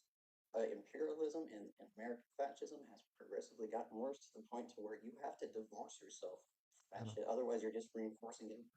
I don't think so, because look, the dominant trend on the left for the last 30, 40 years, as you agree, things have gotten worse and slipped more into fascism, has been national nihilism, rejecting the American. After Vietnam in the 70s, the dominant left in the US goes from being, hey, we are the real patriots that actually represent the people, the elite are actually anti-patriots. It goes from that attitude to actually burning the flag, condemning America, writing America with three Ks and all that. But look at what it's brought us in the last 50 years. You agree that we're sliding into fascism? Well, the left in this time has been doing. No. But if you make, if you have the sort of rhetoric, if you have the sort of rhetoric that liberals co-opt very easily, then maybe that rhetoric isn't so as revolutionary as one thinks. No liberals co-opting Stalin, no liberals co-opting William Z. Foster. When that happens, maybe we can come back to the drawing board and see, well, if there's something else that we could do. But it is my opinion that you connect with the American people easier, and that it's not even that. It's not just a tactical thing. It's the fact that America has a very rich legacy of struggle that's as American, if not more American, than the bad parts. For me, I mean it when I say it, MLK is more American than the apartheid system that he overthrew because he represents the part of the contradiction in the dialectical development of America that's advancing America forward. The other part is what's being left behind. MLK and that spirit is what's moving America forward, and that's more American than any of the other shit, than the genocide. The genocide was anti-American in the sense that it has no bearing, no connection with the ideas that were central to what it meant to be American. Just like slavery was an anti-American monstrosity. Wouldn't you agree? I would agree. I would agree now that it's considered that, but at its founding, it was essential for its development. For one, and shit, I forgot what I was saying. Okay, so we have to progress past these things. Like we have to realize that yes, it had utility in the past, but to be revolutionary is to adapt to material conditions as they evolve, right? And one of the material conditions is that a huge section of the American proletariat is never going to be down with supporting the ideals or the imagery or the symbolism of a bunch of slave owners, because Here's the that's who it thing. was for. Here's the thing. It was literally for that though. Look, let's assume what I think the percentage of indigenous Americans in the US is 3%. The vast majority of them, um, at least that we've had contact with in the party, are pro considering themselves as an integral, they call themselves first Americans, as an integral part Right. of the American experience. The largest indigenous organization is called the American Indian Movement. So they're not anti-American. Again, like Their struggles, was founded in the 60s. okay, but that's still the name. And I consider, here's the thing, I consider those I struggles, understand that like there was utility like those indigenous struggles against we need to US support it here. expansionism, What happens is like when he those struggles were progressive. sorry, And go ahead. when those struggles were progressive, the indigenous struggles against the colonialism of the former US, they were progressive. And even in my book, Why We Need American Marxism, when I say we have to recapture progressive American history and integrate it into how we think about ourselves today and how we provide a narrative for our people and our trajectory, that indigenous struggle is not outside of America, it's part of America. In many ways, I've made this statement and it's very bold and some people mock it, but I say that America is a black country. Half true, but the point is that the struggle of the black freedom movement has been central. You look at the civil rights, I mean, the Civil War, which was the Second American Revolution, the Civil Rights Political Revolution. These have been central class struggles in American history that have radically transformed it, and they have been rooted in the black freedom movement. So these communities, they themselves are not only not anti-American, they're at the cutting edge of what it means to be American. We need to recognize that for one, there's still slavery and genocide going on. It's part of the American culture at this point and that's the reason that we have against the thing that hurt the American people. Like the Black Panther Party's American Indian movement, everything else that they existed in a time where that had more utility than it does today. And especially as far as the continued oppression going on around the world and the people that link themselves to empire. When you tie yourself to an ideology or imagery such as that, you're not just winning people over to the side of communism or think about the proletariat. You are supporting an adjacent empire and its re-existence. Let me ask you a question. Let me ask you Saint, is that the name? No, Let me ask you a question, Saint. Do you think the left today in the US is powerful? no, I don't think there is a left in the US today. Okay, look, the facts are that for the last 50 years, the dominant left in the US has had the position that you're talking about, that you're saying we need. We're the ones now that are saying we need to go back to a position that is from a time when the left in the US was stronger. So look, even if we want to debate this at a purely theoretical level, what works, what doesn't, well, the reality is where we're at right now is fucked. And if the position that you're talking about worked, and we were at a time when the left was super strong, there was a new flag they were promoting, they weren't calling themselves American, and that was just what was it, and they were a sovereign left, we would have to bite our words. But the reality is there's no fucking left. There's no left. It has no power. And the conditions for the American people all across the board, white, black, indigenous, Asian, are worse than pretty much at any other time in US history. So you have worsening conditions for the people, which what we describe in terms of the Marxist tradition is as objectively revolutionary conditions, but nothing's happening and there's no left. So that leads me to think, well, maybe that strategy, even if I consider it to be theoretically wrong because it reduces America to the negative side, but even from a tactical standpoint, it just hasn't worked. It hasn't borne fruit. You have organizations that have institutionalized their line on the basis of that specific narrative. They've built nothing. So we're here, we're a year in, we It's have a a different line. revolutionary to us. We Not have. separate yourself from these things. We have to make distinctions as revolutionaries about what is appropriate or what's not for the working class. I care about this country. It's why I'm a communist. But I also care about all nations and I care about all people. And we need to make the distinction that I'm not going to support the systems of violence that hurt the proletariat. I'm not going to try to reverse the time to when the flag was more acceptable. We can progress past that because the proletariat can learn. We can understand the contradictions that exist and address them with a clear head once we get past all this programming and nonsense that tells us nationalism is a good idea. It's not proletarian nationalism.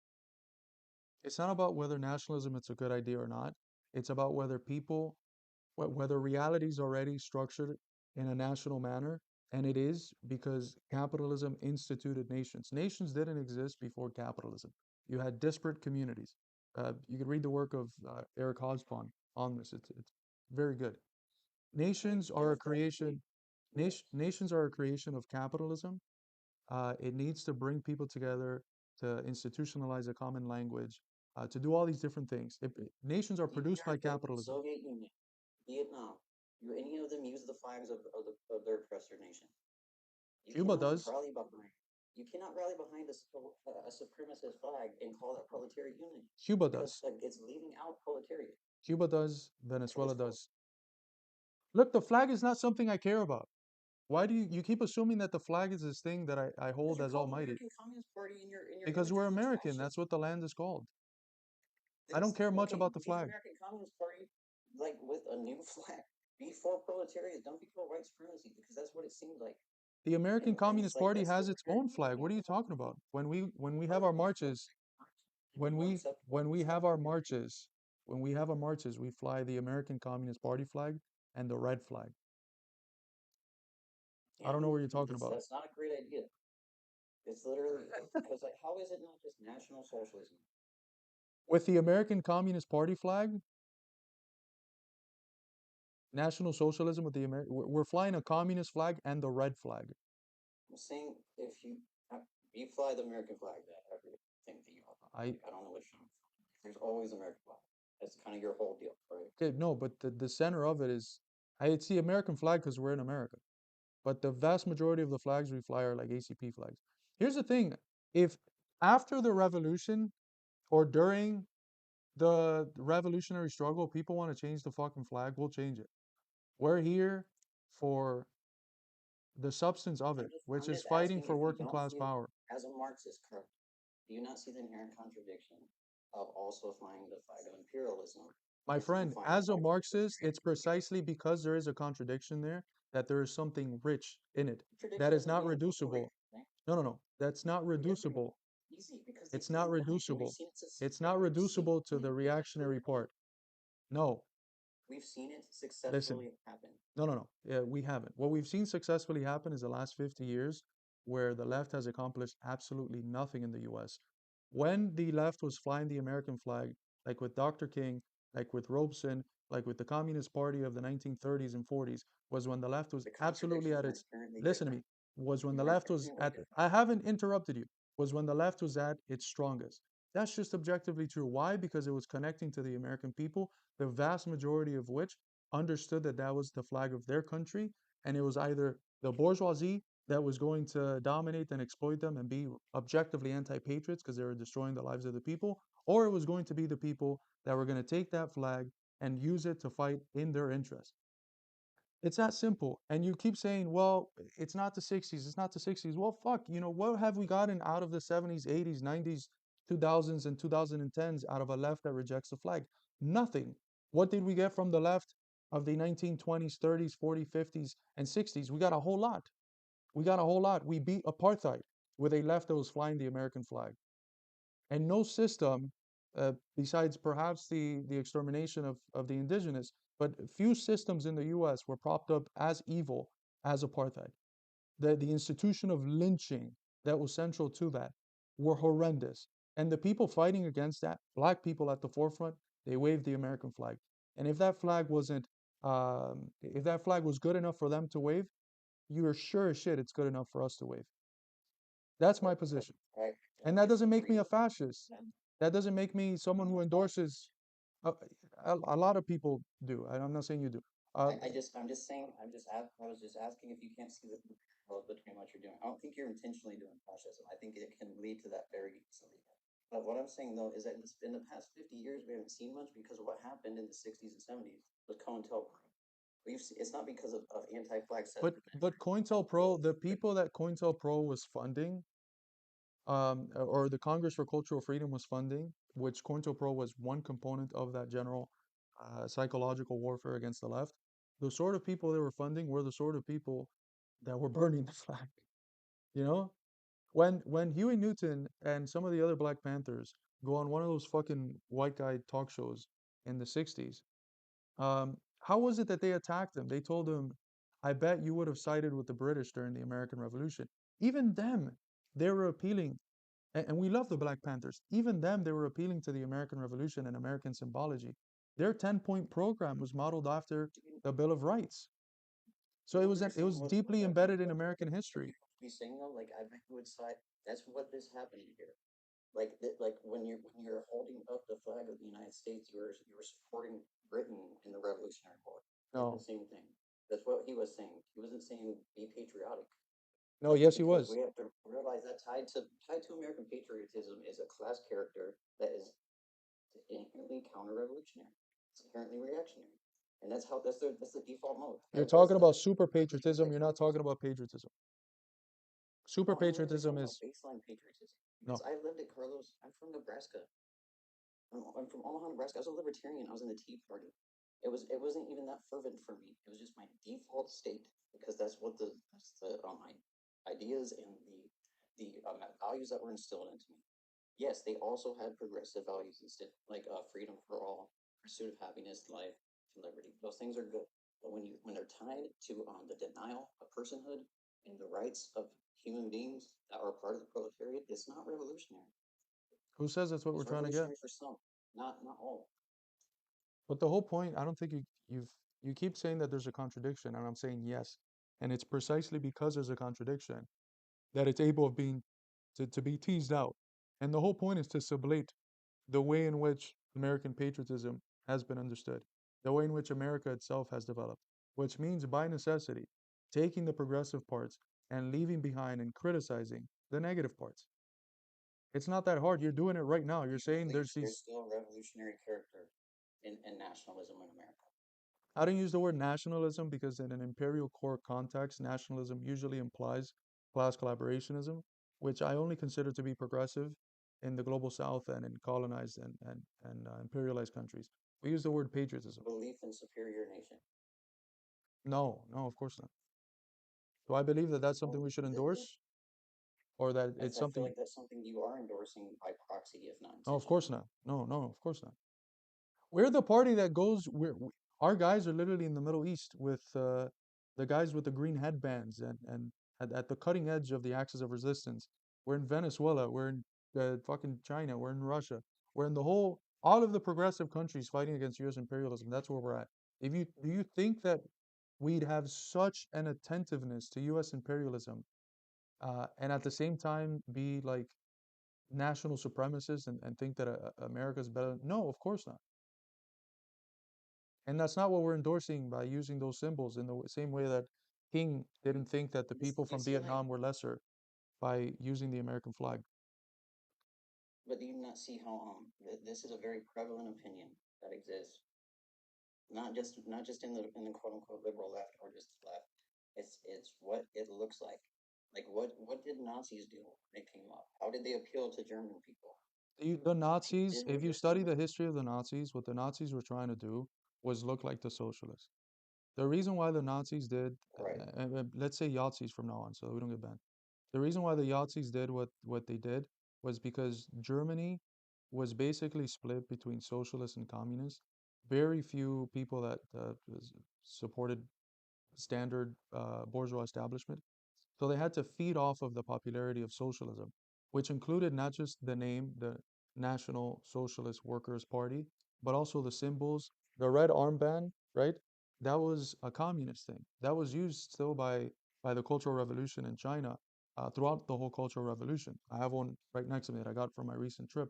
The Nazis, the Yazis, stole basically the whole symbology and the way that the socialists were operating, and that way was succeeding for the socialists and the communists. So it's not to say that something resembles the Yazis. Well, the Yazis were trying to resemble the socialists because the socialists were winning. The other thing that I'm gonna say, I don't think you make this argument, and I don't know if you agree with it or not, but there's people in the chat specifically saying that we're grifters, like secret fascists or whatever that are just trying to pretend to be communists. When the Nazis were around, basically everyone was a socialist. They had to pretend to be socialists in order to win socialist workers over to them. We're in a world where there's for every 10 fans of Nick Fuentes and actual fucking Yazis, there's maybe one person that considers himself a socialist, and half of that one is probably like a Bernie bro style person that's not actually a socialist, right? So it is not fruitful to have the grift of pretending to be a communist, a socialist, and actually be a secret fascist or something. If you wanted to be a fascist, it's much more fruitful to just come out and be a fascist because it's infinitely more popular today than socialism is in the US. I'm not. I never made the claim that you're intentionally fascist because I don't. I've seen people go into this with. I'm trying to reply to the chat. I'm not, I know you didn't make it in our I conversation. understand. Yeah. I understand. It's just what I'm saying here, though, is that do you not see the parallels into what you're all doing? Because like the Strassers, I don't think they thought they were fascist either. I feel like they just started doing this with nationalism tied into What their socialism, and it turned out to fascism because what that's what it appeals to. the Those lots of parallels that people you're that are talking mad. about are not unique to the not to the Yazis. The Yazis only did that because the socialists and communists already were.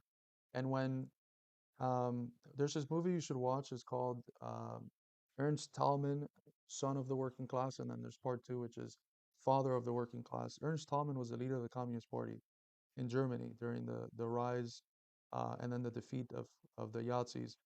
Um, when they're defeated and the Soviet tanks come in, there's Germans from the resistance that are doing that. And there's a scene where they're arresting one of the Yahtzee officers, and he's like, "How can you fight against your country?" And the communist says, "No, I'm fighting for my country. You're the ones that are against Germany." The Germans did the same thing. They consider themselves to be the true patriots. And it's the whole symbology that they used to win over the working class that the Yahtzees tried to steal and copy. Carlos, the Communist Party that was in Germany wasn't using the German flag. Like that's like the I'm saying I care about my country, which is why we need to discard the violent imperialist subjugation tools that are utilized against us. It's the things that harm the people of this nation is the American flag. It's the things that support things like genocide, imperialism, the prison industrial complex, the military state. These are things that we should all inherently be against if we claim to be revolutionary. Because with supporting those things, you end up having people believe that imperialism or some part of this nation structuring the violence is a good thing to keep around. Because it's not. The comparison that you're making with the flag and Germany is unfair because they had gone through many different flags. Uh, Germany wasn't very united. You had Prussia, you had this whole uh, redivision of Germany and this moving around of territory and these states that arose and came down. And there wasn't like you have in the US where you have a clearly identifiable flag that has been consistent for over 100 years, if not more. Um, Realistically, since the beginning, we just end up adding one star and one star and one star and one star. So it's a different context. I'm not. The symbol of the German I'm flag sorry to for interrupt you. them, the symbol of the German flag for them is not the equivalent of what it would be for us, which is why Fidel again tells communists Okay, in the US the only to say. reason I said that is because it's like the exact phrasing I'm using. Because that is true though. Like it's not about supporting a flag. It's about supporting people. It's Yeah, about yeah. supporting like and making sure that the systems of violence that are represented by the flag are discarded. Because that's where you get into territory where it seems like it's just going to reinforce the thing because it also appeals to a big part of the country nowadays that does not agree with it. And regardless of the liberal left or how much anyone can tolerate them, we have to at some point appeal to the entire working class. Yeah, I'm in We have favor of to. appealing to the entire working class, but I'm saying that the vast majority of Americans have no problem with the flag. We're not flag That's fetishists. If we need to appeal to the people that are most marginalized. We need to appeal to people that are being crushed by the system every day. The middle class white dude will get on board when we get the marginalized people to rise up because this is the problem with this nation. We can't sit around and wait for white Americans to say things. We have to freaking do things for the proletariat, so, and that means recognizing the things that harm the proletariat. we And don't organize that on the is the basis of racial or ethnic background. We organize on the basis of class I background. didn't say racist or ethnic. I I said know, the I know, most but marginalized systemic. the well, what we're focusing on is not even that approach of most marginalized systemically. We're focusing on the pressure points of cap. I mean, we're trying to organize everyone and serve our communities where our people are already at. But what we're focusing on in terms of our strategy is sectors of the economy that are at the pressure points of capital that can deal the biggest blows to the capitalist form of life, which specifically in our eyes, trucking is central to this. So we've been extremely emphasizing trucking. We've also organized sanitation workers. A lot of these workers, the racial background that they're from kind of depends on what part of the country that we're organizing them, but they're extremely diverse. They come from all sorts of backgrounds, Hispanic, indigenous, black, white, and that's what our focus on. And we've never had encountered any problems. I mean, we're going to these places. We're not like waving the flag in these fucking places. Then why waive it at all? Because it's the That's American my point. flag, Like and we're in America. like I said, I don't think you're out here trying to do fascism. But I think what you're doing is fascism adjacent and will lead to it if not checked. Because it's not something to endorse. Fascism We need doesn't to be come clear from minded. symbols. Fascism comes from I didn't say it finance didn't, capital. because what I you're know, but doing you're is saying that you're it's fascist adjacent and opening the door. Well, I don't think a symbol can open the door to fascism, unless it's I like the think fucking it's a swastika. combination of material But conditions and social possibility.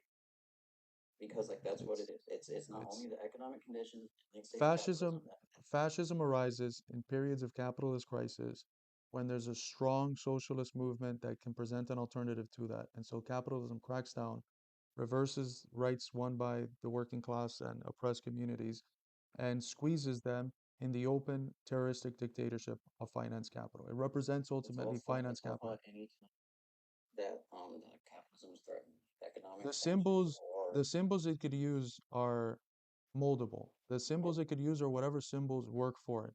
Today, I think the Democratic Party, which with will cling onto a previously established very fascistic symbol like the American flag, which is why it's dangerous I don't think because it's it's fascistic. opening the door at a time of capitalism and crisis to reinvest into nationalism, and then you get national socialism.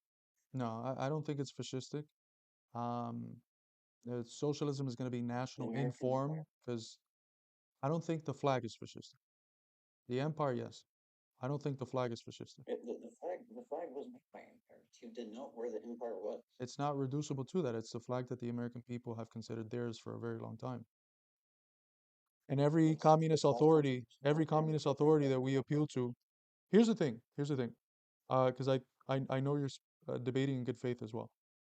Every communist authority that we go to, Stalin, Dimitrov, Foster, Willie, Henry Winston, even non-communist progressive authorities like King, or communist ones like Robeson or Du Bois, all of these people fuck with the flag, and they tell us you have to uphold the flag, like Fidel did. Then there's an alternative, right? The position that you're talking about, there is an alternative that we can look at in the real world, and it's the left of the last 50 years. You're chalking it down to CONTOPRO. CONTOPRO plays a role, of course, in it, but it plays a role in bringing about that specific line that you're talking about. And that line, in terms of results, hasn't brought anything.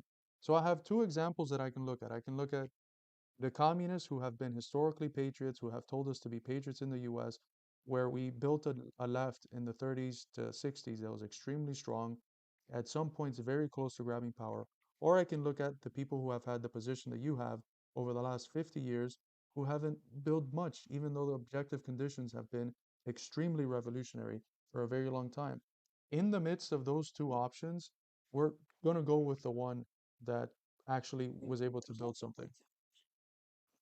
though, because I'm not taking the position of the unsupported in America. I'm not a Democrat.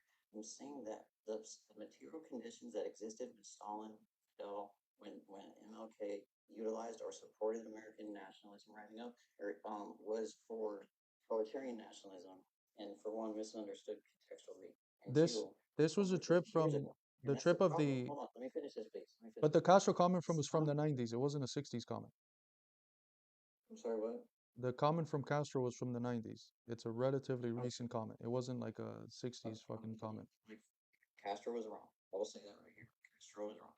It was not. It's not something that can be surmised from outside of the American context or somewhere America is, because that's really where it represents the people that it oppresses, like here in this country.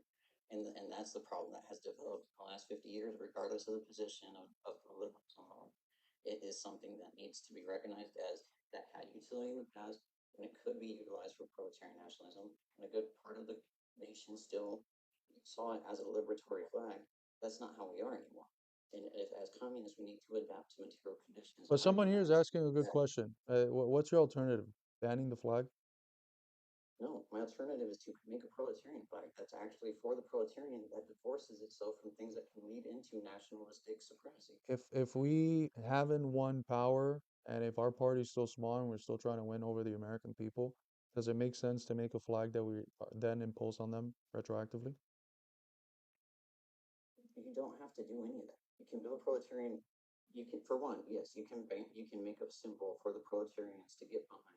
You can say something like, "Hey, this country doesn't actually care about you," and utilize that for But we have the revolutions. ACP flag. Is that not it? The ACP flag is a combination. Yes, it would be if that was your only thing, and if you strictly divorced it from American imperialism, it'd be a great flag. I would support it. It's That's not super what it is. divorced from imperialism and It is not. It challenging literally U.S. imperialism. It's in our party platform because this is the U.S. It's being America. anti-imperialism also means here, because we're imperialized here. We're okay. That's not the right. We're impressed here to the point of we need to address that issue, right? And that's my point. And Soviet Union had their own flag. DPRK, PRC, Vietnam, they all made new flags because their oppressor nation wasn't what they were appealing to. They were appealing about rising up and taking down. But it was a As a still, different. we have It to was a say, different. what are we gonna do? Say we're gonna make the American government better by being Americans? Like that, we have to say that the working class of America is not the American government. Yeah, that's what we're So saying. that's what we should do. That's what I'm saying. This and what You're you're ref doing is the countries that you're referencing don't have the same conditions and historical context that we have in America. Um, of in course. the sense of the flag, those were countries that were colonized by European powers that were imposed a Russia. foreign flag. Um, even Russia, yeah, yeah. In the case of Russia, you're right. They don't take up the one that's popular now in Russia with the fucking uh, China too the before. eagle. Yeah, but China goes the immediate past of China is the century of humiliation, where it was just colonized by the West. But the two things that Russia and China have specifically in common with American material conditions is they're both multi-ethnic, large, conglomerated states, right? Do you not think Just that like the USA. Is Cuba? Oh, Cuba's not large, but Cuba's multi-ethnic, and they also kept their Well, flag, it as could be did large. Venezuela. Yeah, but that's what I'm saying. Large matter. The dance, because to get that big, you have to oppress people. My You brother, can't here's the really don't. thing. You're saying you're talking about states that won and that then developed a new flag. I'm not saying that the flag is going to be the same after we win. We've never said that. I'm saying that to unite the American working class and to rise up and defeat the American government, we have to recognize that that's a symbol of that government that we're trying to defeat. I disagree with that in the same way that King would. And I don't think we would disagree. that's I think where we have to yeah, yeah, King would disagree and use the American flag, just like It Paul was made Robeson. by it was made by George Washington's wife, for God's sakes. It's a symbol of the people who own us. It's not the symbol of the proletarian George that owns everything. Washington waged a revolution against the British Empire. Herbert Aptheker calls it The the anti-flag first slaves. anti. Yeah, yeah, these were fucked up people, but Right. So like who it's were not something we contradictory. should who were contradictory. There was parts of them that was progressive, like waging a revolution against the British, and parts of them that were very reactionary, such as owning slaves. And the So it's history of the basically American all left great. has been, It's a great idea. It's the first like five, but it's not. the history of the American left is taking the positive and critiquing and leaving behind the negative. Well, we're kind of going in circles, and I think we got to the point where we can agree to disagree, and that the identification of the key issue that I think you have is our usage of the flag. Um, if in It's 10 not. years, It's not. if in 10 years we realize, well, maybe it's not the best tactic, uh, then we'll figure out something else. But for now, we've seen that the alternative has completely failed in the last 50 years, and it's about time we try something that is more in line with a time when America had a stronger left. Well, I think it would be more beneficial to move things forward, to look forward and not try to go backwards into a time that we can't recall Well, because material conditions don't work that way, does it? that attempt to move forward since the 60s onward has actually moved us back in terms of the strength of the left. It's been a step Do forward. you understand though that like society don't go It's been a drunk step forward that has moved the left back. The left has gone back. The left today doesn't have an inch of the power that it had in the 50s and 60s. It's gone backwards. that's degrading. That's not reversing time though. Yeah, it's degrading. Yeah, it's It's just degenerated. what I'm saying is that we can't go back to time when We're not trying to go politically was back. possible. Like, We're not the when you keep referencing the 60s and 70s that use the flag, that's like you see what I'm saying? You're trying Yeah, to we're go not back. going back in the sense of we're not trying to go back to the 60s. We're trying to be innovative, um, future oriented, um, and it's because of that that we think trying out this approach that has been successful in the past uh, under new terms and under new conditions. Uh, we'll see if it works or not. And if it doesn't, man, we can hop on a TikTok live stream in 10 years and I can say, shit, man, you're right. We're going to drop the flag. But until then, we're going to continue using it, and we win over a ton of people that have traditionally wanted nothing to do with the left. I do as well though. That's my bread and butter is talking in libertarians and right wing people. Like that's what I do, and you can do that without appealing to oppression. We I don't see don't. how you. All right, yeah, let's go in a circle. That's quick. Yeah. All right. So thank you for the conversation. Take care. Take care. See ya. Alrighty. I should have brought water. There was a few people here earlier that wanted to hop on that were in the guest that requested to hop on. If you're still there, I'll let you hop on so we can debate or discuss, really debate.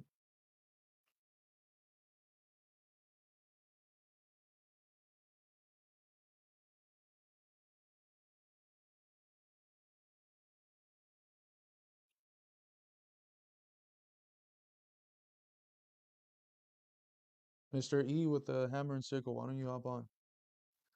Or the person that says we're just National Socialists. I didn't dislike Saint. I liked Saint.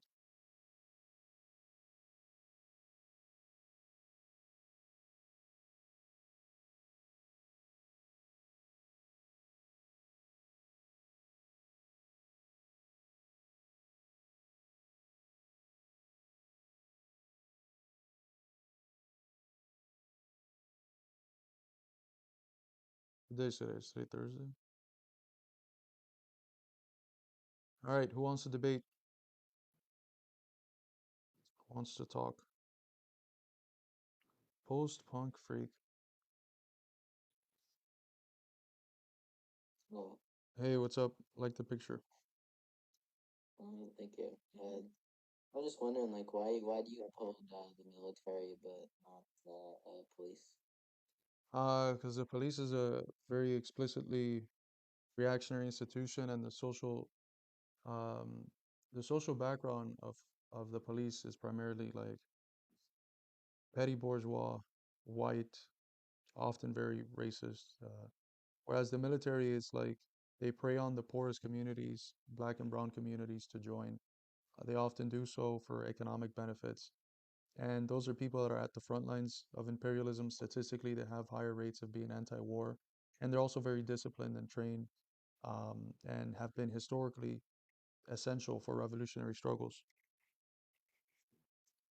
Don't you think that the military is also reactionary in like terms of Yeah. foreign policy?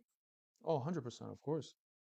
There's also this distinction that exists in the military between officers and non-officers. Officers are the people that come from that petty bourgeois background, that go to the military schools, um, and that go straight into the armed forces in a position of officer where they lead other people. And the people they end up leading are precisely those that were recruited out of high school or something like that. And we're not necessarily appealing to that sector of officers. We're appealing to the poor people that went into the army because they wanted a better life for themselves, that don't fuck with US imperialism, that know all the bullshit that they're doing abroad. Um, I mean, it's the sector of society that is the most anti-war and anti-US foreign policy. And it's also a sector of society that that knows how to handle itself when the going gets tough and that also has discipline. It's the most primed sector to organize for communists. Do you not agree? I mean, I don't like disagree. That we should exclude like military personnel, former military personnel who like recognize their role in U.S. imperialism. I just don't like see um the- how to differentiate it from them and the police system. I think the It's because of police the system. background. The police Yeah, are, but I think that yeah. the police also tend to be proletarians and class traders as much as the military are. Um, I don't know. I wouldn't consider the police to be proletarian. I think it's petty bourgeois. Their unions are petty bourgeois unions, and their whole purpose is defending capital at home. At least the person that signs up for the military, even the one that's fooled and has false consciousness, at least you can say, well, they think they're like actually fighting terrorism, and it took them seeing it to back out. The police, there's no excuse. Everyone knows who the police represents. Well, I think that both of this goes for the police. Like, there's many people who like ascribe to be a officer because they believe they're actually doing justice within society. I think the military defends much, if not more, than capital just overseas. Yeah, yeah, I don't disagree. In terms of institutions and the evil that they bring about in the world, the military is definitely, I think, doing a lot more than the police. Um, but still, it's the case that if the social reality was different, if for some reason cops had like the most radical unions, were extremely anti-war, and were like based, maybe we'd change our position. But cops are the most reactionary sector ideologically and average in society. And that's just the truth. While on the other hand, the people that are in the military, especially non-officers, are the sector that is um, just statistically the most anti-war, the most radical, the most lean towards anti-establishment politics. But I think there's like a biases when we talk about people in the military being anti-war. Like obviously they're not one. They don't want to go fight, right? But like the just like the police, like the police officers, they don't want to uh like constantly um get calls about go everywhere, but they still have to. Like that's their duty, just as much as that's their duty within the military to fight in wars. I disagree when the anti-war sentiments that I've seen from veterans, and again, I have a lot of friends that are veterans. We have many veterans in the party. It doesn't just come from I don't want to fight and die. That's a component of it, but it comes from a sense of, what we're being sent out to do is really fucked up. And we shouldn't be doing it, and it's anti-American, and the reasons why we're sent out to do it are lies. There's not, I challenge you to find one police officer that has that reflection, where they say, we were told we were supposed to protect and serve communities, but what we're actually doing is protecting and serving capital, and that's why I'm stepping away from the police force. You just won't have it, but you have countless examples in the army. And historically, I mean, the Bolsheviks won in part because they won the army. They didn't win the police force. In Portugal, you had an anti-colonial revolution because the army flipped. In Venezuela, the army was able to flip, and that's in part why they were able to win. And there's plenty of examples in the world communist movement where the army was flipped. I just don't like see a reason for like to suggest I don't know like there's any statistics on it, but like I don't know why um a police officer would have any less reason to leave the police force than um the military personnel. Well, they just don't. You know, it's just what's is, and that's the world we live in. The police are 99.99% of the time reactionary right wingers, and the people in the army they end up being anti-war and libertarian and dissidents of various types that are better to win over. And they come from poverty. They come from a lot of working class black and brown communities. Police officers are not allowed in the ACP, as H the boss says, but army people are. But is there anything else? I think there was someone else that wanted to hop on. Okay, But, I'll hit them. okay, okay. All right. Thank you for coming on. Salted Coke. Oh boy.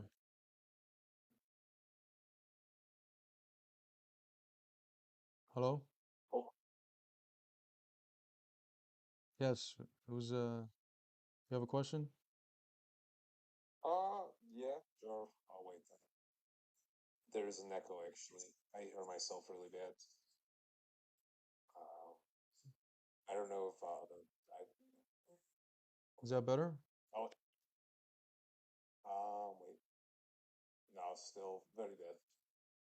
I'm turning my volume down. That's all I can do. I can't fuck around with the settings at this point. Okay. I could try to do it. If I mute myself, last time I realized that if I mute myself, I end up muting you by mistake to the audience, and I don't want to do that. So just try to power through the echo. Yeah. So I guess a couple things to speak on. I guess there's like a lot of different talking points that we could start with. Um, I know that you guys are like Marxist, Leninists, and all of that in America. So obviously we are come from a far different, I guess, ideological standoff there. But I guess the main question I have for you is in regards to China, right? And the way that we see China today. When I see a lot of kind of the ACP and the way that you guys look at your party program, I don't want to say duplicate, but it seems like you guys are kind of striving for something very similar that China has. Am I correct to make that assumption?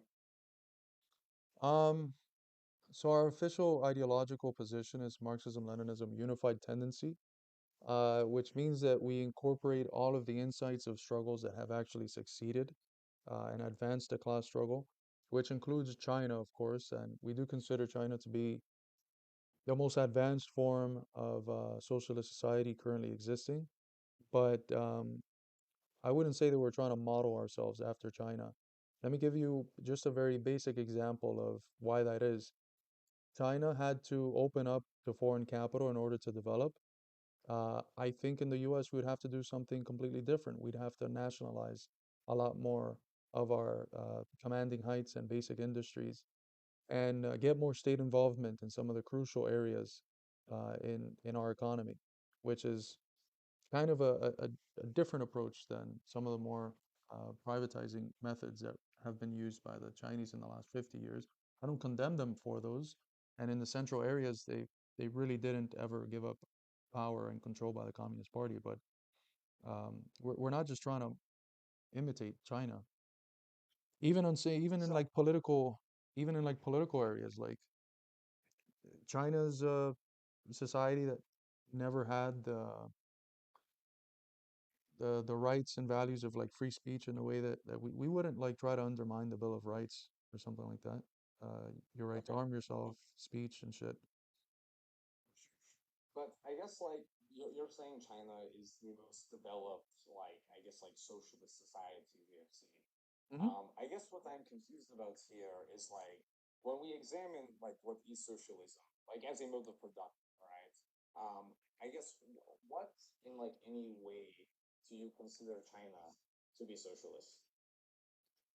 I think that here's the thing. If you want to go by the books in terms of like how Marx and Engels or Marx described socialism and the critique of the Gotha program, that lower stage of socialism, I think the Chinese themselves would admit that's not where they're at. But the approach that I think Marxism brings to analyzing society is one where you start on the basis of the real world and then you adjust your ideas accordingly. So I'm in agreement with the approach that someone like Cheng and Fu has out of the Chinese Academy of Social Sciences, where he's developed a tripartite conception of stages of socialism. So socialism itself is a stage. The highest stage of socialism looks like what Marx considered to be the lower stage of communism. But before that, there's two intermediary stages that are taken specifically by countries that are coming out of a semi-feudal, semi-colonial context like China or the Soviet Union, etc. And China is in between that first and second stage, which is en route by 2049. That's what the plan is, to be an advanced socialist society. That 2049 goal would be a society that looks like what Marx described as the lower phase of communism in the Gotha program, which has traditionally been translated to just socialism. So some people have taken this to mean that they're not socialists, but they're on the route to socialism. I disagree. I think that they're in the earliest stages of socialism. They have a dictatorship of the proletariat, which means political capital rests in the hands of the Communist Party and the people. And that's what makes it a new mode of production from capitalism, even if it's not the advanced form of socialism that Marx and Engels describe in their more speculative works on what socialism would look like. I mean, here's the thing though, right? Like, I feel like what you kind of just said there, what I mean, I guess we're both in agreement there that to what is considered socialism or even like, right, states and revolution, um, obviously China's not there yet, and China won't be able to even achieve that by itself, as what Marx is describing in Critique of Data is a society in which the producers allocate their own resources, essentially production for use value, so there's no commodity production or anything like that. This is not something that has to be achieved just by China. It has to be achieved at the international scale. But I guess like it seems to me that kind of this like rewording of what socialism is doesn't really seem to be anything material within it itself, but it's more just as a reason for the Communist Party to kind of maintain its political hegemony over over China, which I mean I don't really care about, but I don't Here's the really thing, see Salted Coke, clear. if I may. Sorry. Here's the thing. I consider, and this is why I think using a new category for a new mode of production is important. I consider that when you have a society where the Communist Party that has 100 million members is the one that's calling the shots, that a society that's capable of executing bankers who are corrupt, right? Or putting people like Jack Ma in line when they start speculating and trying to, do things that are not good for the common good or common prosperity. When you have a society that's like that regularly subverts the interests of capital. China had the same thing we had in 2008, except instead of bailing out the speculators, they bailed out the people. When you have a society that's like that, it is qualitatively different from what we have in Western capitalism. And that qualitative difference, even if it doesn't look like the advanced socialism that Marx talked about, it's it should give us an insight into what a non-capitalist or post-capitalist society looks like. And the name that I So use for post-capitalism is socialism, except earliest stages. So here's the thing, right? Like China, like I totally agree with you that China's capitalism is absolutely different than American capitalism. But also, this is capitalism all around the world is different, right? Uh, Capitalism or any mode of production is going to look different, dependent on where it grows out of. But yeah, at but the end of the I don't day, think it's capitalism. That's where we would disagree. yeah, yeah, but I guess like the point is, I'm going with the orthodox, definition of what socialism is. Well, I think like you and I guess your party, you guys kind of go by this like really weird form because of It's what not you weird. It's presume. just a dictator. Lenin says in State and Revolution that the dictatorship of the proletariat can take many forms. And Marx makes it explicit, along with Engels in the Manifesto of the Communist Party, that the capital of the capitalist class is going to be wrested by degrees. That what's important is sustaining political capital, that being, of course, dictatorship of the proletariat, not letting the capitalists have any say at all over I the mean, governance of the country. And but all of also those things Marx China later. classifies. So here's the thing, though. I mean, what Marx later goes into, what is the dictatorship of proletariat in the Paris Commune, it is not really anything that you see what's going on within the Chinese Communist Party at the moment. I mean, when we look at what capitalism, what socialism are, again, this is all in all like the relationship that society has to production, right?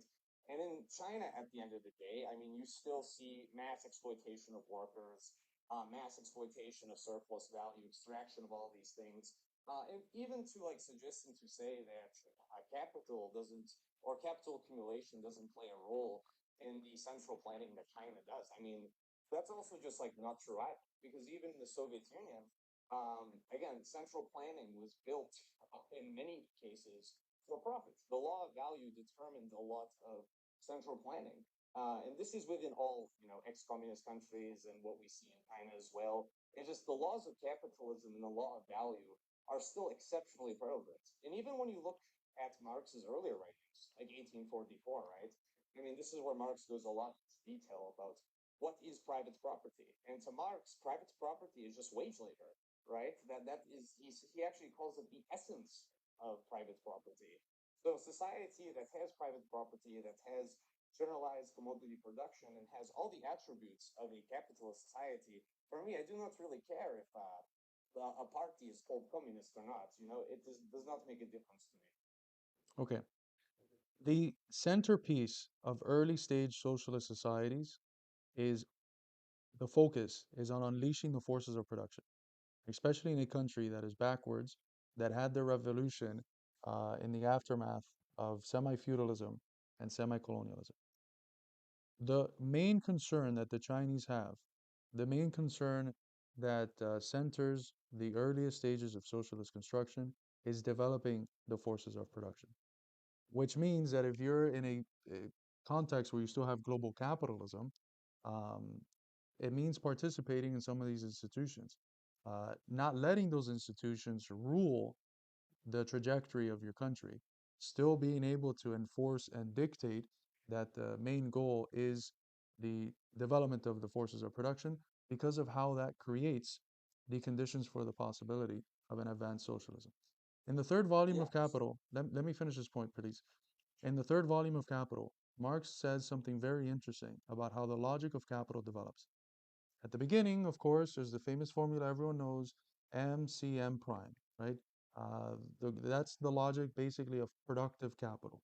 You're investing money, it goes into the moment where value is actually added by the working class, and it comes out the other side in the form of a commodity that's sold in the market that you can get a higher purchase for than everything that went into the process and the cost of production. Marx says in the third volume of Capital that the logic of capitalism tends to turn MCM prime into M to M prime. That the dominant form that the logic of capital is developing towards, it's towards interest-bearing capital, finance capital, right? Making money basically out of money itself. Yeah. What we have You're talking seen, about chapter 24, I believe. yes, yes, what we have Yes. seen uh, in global capitalism is that that is where it's tending. You know, people say, oh no, we've had a financialization and all this shit. No, it's just capitalism. It's not this different thing. It's the logic of capitalism being taken to its ultimate conclusions. What China is doing is preventing, because this could have happened very, 20 years ago in China, this undergoing the same transition as the rest of capitalism had it followed the logic of capital. China prevents that last step towards interest bearing capital taking primacy as the highest level of the logic of capital. The party steps in and it completely cuts it apart. And it says if there's going to be capital, which of course there is, there's billionaires, there's inequality, there's exploitation, there's all of that. But if there is going to exist capital, it's going to have this element of use value for society in the sense that it's able to produce some sense of industry and be it wants to basically exploit the capacity of productive capital without ever letting it turn parasitically into that M and M prime logic that capitalism ultimately develops into. And that intervention by the state, by the Communist Party, which is one sector of the economy. It's an auxiliary sector of the economy. The key parts of the Chinese economy are not privatized.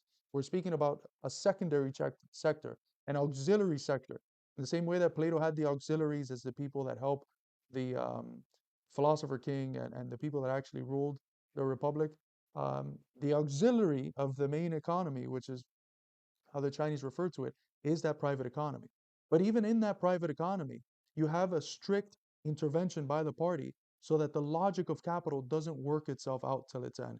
And as soon as you Yeah. have that level of intervention in the logic of capital, it's not the logic of capital anymore. It's the logic of capital how it is manipulated by the Communist Party. So here's the thing, right? Again, I know, in terms of he's talking about, the chapter like 22 to 24 in volume 3, and Marx also talks a little bit about this in volume 2. But the thing with the thing is though, right?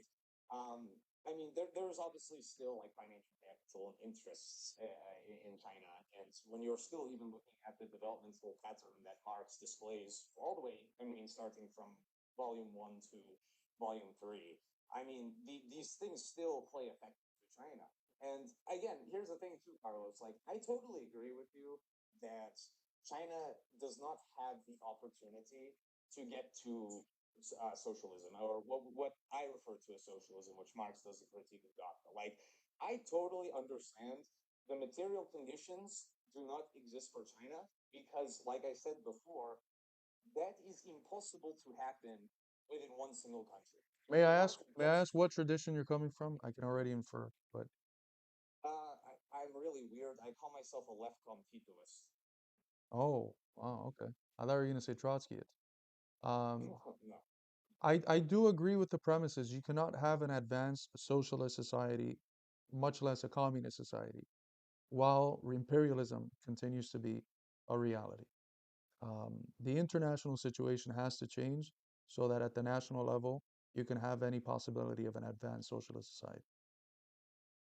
Yeah, yeah. So I mean, that's the thing, though, right? And I think that in this point with China, I think like typically when a lot of people talk about China, like specifically Maoists, I think Maoists have a really flawed understanding in terms of the path that China could have went. I don't think there was any other path for China to go other than the way it went. But this is kind of, to me, not demonstrating that China is socialist. To me, it's just a demonstration of the failure of international communism to beat capitalism. And I don't think that calling China socialist when, I mean, again, in my opinion, I would say Marx's opinion, objectively it's not, but to kind of like rename it into these intermediate stages really does much for the movement in that regard. Because I think that it essentially creates socialism to be something far less radical than it is, right? Socialism is the abolishment of the relation of the current things of society. It's the abolishment of labor, of work. It's something far more revolutionary and progressive than like, we have a bureaucratic party in power, and then we're going to essentially allocate resources properly for society to grow, and we're still going to keep exploitation and wage labor, and still keep private property. Because here's the thing too, even with nationalization still is private property. I mean, Marx and Engels talk about this into detail. Again, when we go to the 1844 manuscripts, Marx says that wages themselves are private property. In the So it manuscripts, comes in to, those manuscripts, Marx is not a Marxist yet, so we can't cite I those mean, I just, authoritatively. I mean, yeah, I mean, I assume you're going with the Althuserian No, no, no. I critique. don't think there's a great break. There's points of continuity, but it's strange in this issue to go back to 44, especially I when you're mean, making the argument that you're making. You could cite notes on Wagner towards the end of his life, where he's disagreeing mhm, with nationalization in its own right as being socialism. The difference is that in that context, what he's talking about is nationalization carried out by a bourgeois party and a bourgeois government. That's not what you have in China. You have a communist party that already nationalized everything from 49, that had something very close, if not there, to the image of socialism that Marx and Engels had on paper during the Cultural Revolution, and that realized, I think here you're correct, that by necessity, in order to continue developing the forces of production and survive, it needed to open up and to do what it did in 78, 79 with reform and opening up. Now, the the thing is this, right? Um, what is Marxism itself? Is Marxism the series of conclusions that Marx and Engels come to? I think those are yeah, not unimportant. For me, Marxism is the method. It's the materialist dialectic. And when I look at the world and I see a society that's very clearly not like American capitalism or capitalism in general, that has as the center of its economy state centrally planned by a communist party that tries to ensure the common good, that has communists in enterprise, members of the Communist Party in enterprise in proportion to how big the enterprise is, in order to guarantee that if the company grows, the workers get a bigger share of the pie that they themselves help to create. When I see a society like that, where there's a housing crash because of speculation, and it ends up bailing out the people and not the profiteers, and it does the complete opposite of what we see in Western or American capitalism. I say that's a society that is qualitatively different from the one that we have. And that's in part why we are seeing qualitatively different results. And how do I chart that qualitative difference? Either I can say it's something in between socialism and capitalism that we do not know yet, or I can say, well, Marx and Engels were writing and Lenin were writing uh, well before Lenin and all of them leave it open to the dictatorship of the proletariat taking on many forms. Maybe this is one of the forms that it could take, especially in a country that has this context that it is dealing with. Maybe it is that earlier stages, maybe socialism as a stage towards the development of just think about it. Capitalism itself has had many different stages: competitive, monopoly, imperialist, super imperialist, if you wish, or hegemonic capitalism. It's had many different stages. So why are we going to say socialism can only be one stage, one intermediary stage? No, I think it's a part of refining and carrying on the project of Marxism, what the Chinese scholars have done, specifically Chang and Fu, in saying what we have in China is not that advanced socialism they theorize. It's an earlier stage, that we're in a transition to a higher stage that's not going to be there yet, and an even higher stage that we hope to get to by 2049. And therefore, you have a more refined understanding of what a post-capitalist socialist society looks like in terms of stages of development. I prefer that than to say, well, because they have commodity production and exploitation, they're just capitalists. Because then what do I do with the fact that objectively they function in a way that's qualitatively different on many of the central areas of how social life is determined today? yeah. I mean, sure, a couple of things, right? And I mean, I am curious about your feelings on 1844, as I do like 1844. Maybe that's I like it as well. I I do don't like, dislike it. but I would say a couple things with that. First of all, I mean, I do agree that there's aspects of China's economy being qualitatively different, but you could also say Norway's economy is qualitatively different than the United States, or you could even say like the shit storm in Argentina right now is qualitatively different, right? The thing is like every single country is going to have things that are qualitatively different within its economy. But when you look at China, I think that you are like overstemming these differences, right? I mean, in China, like the Gini coefficient, the inequality measure, I understand that socialism isn't when everyone gets paid the same, but it's something where we could say obviously that there is clearly a large extent of extraction of surplus value is equivalent to the United States. I mean, we see a lot of societies in social democratic Europe, such as Slovenia, such as Norway, and all these other places that have far better, rights for workers, where workers are a lot more equal, where workers are essentially able to live even more fulfilled lives than workers are living in China right now. And I mean, I'm not going to say that these places are inherently socialist because they qualitatively take care of their people a little bit better than the United States does. I think that when we look at China and we see a lot of the things that China does, right, we can clearly see that.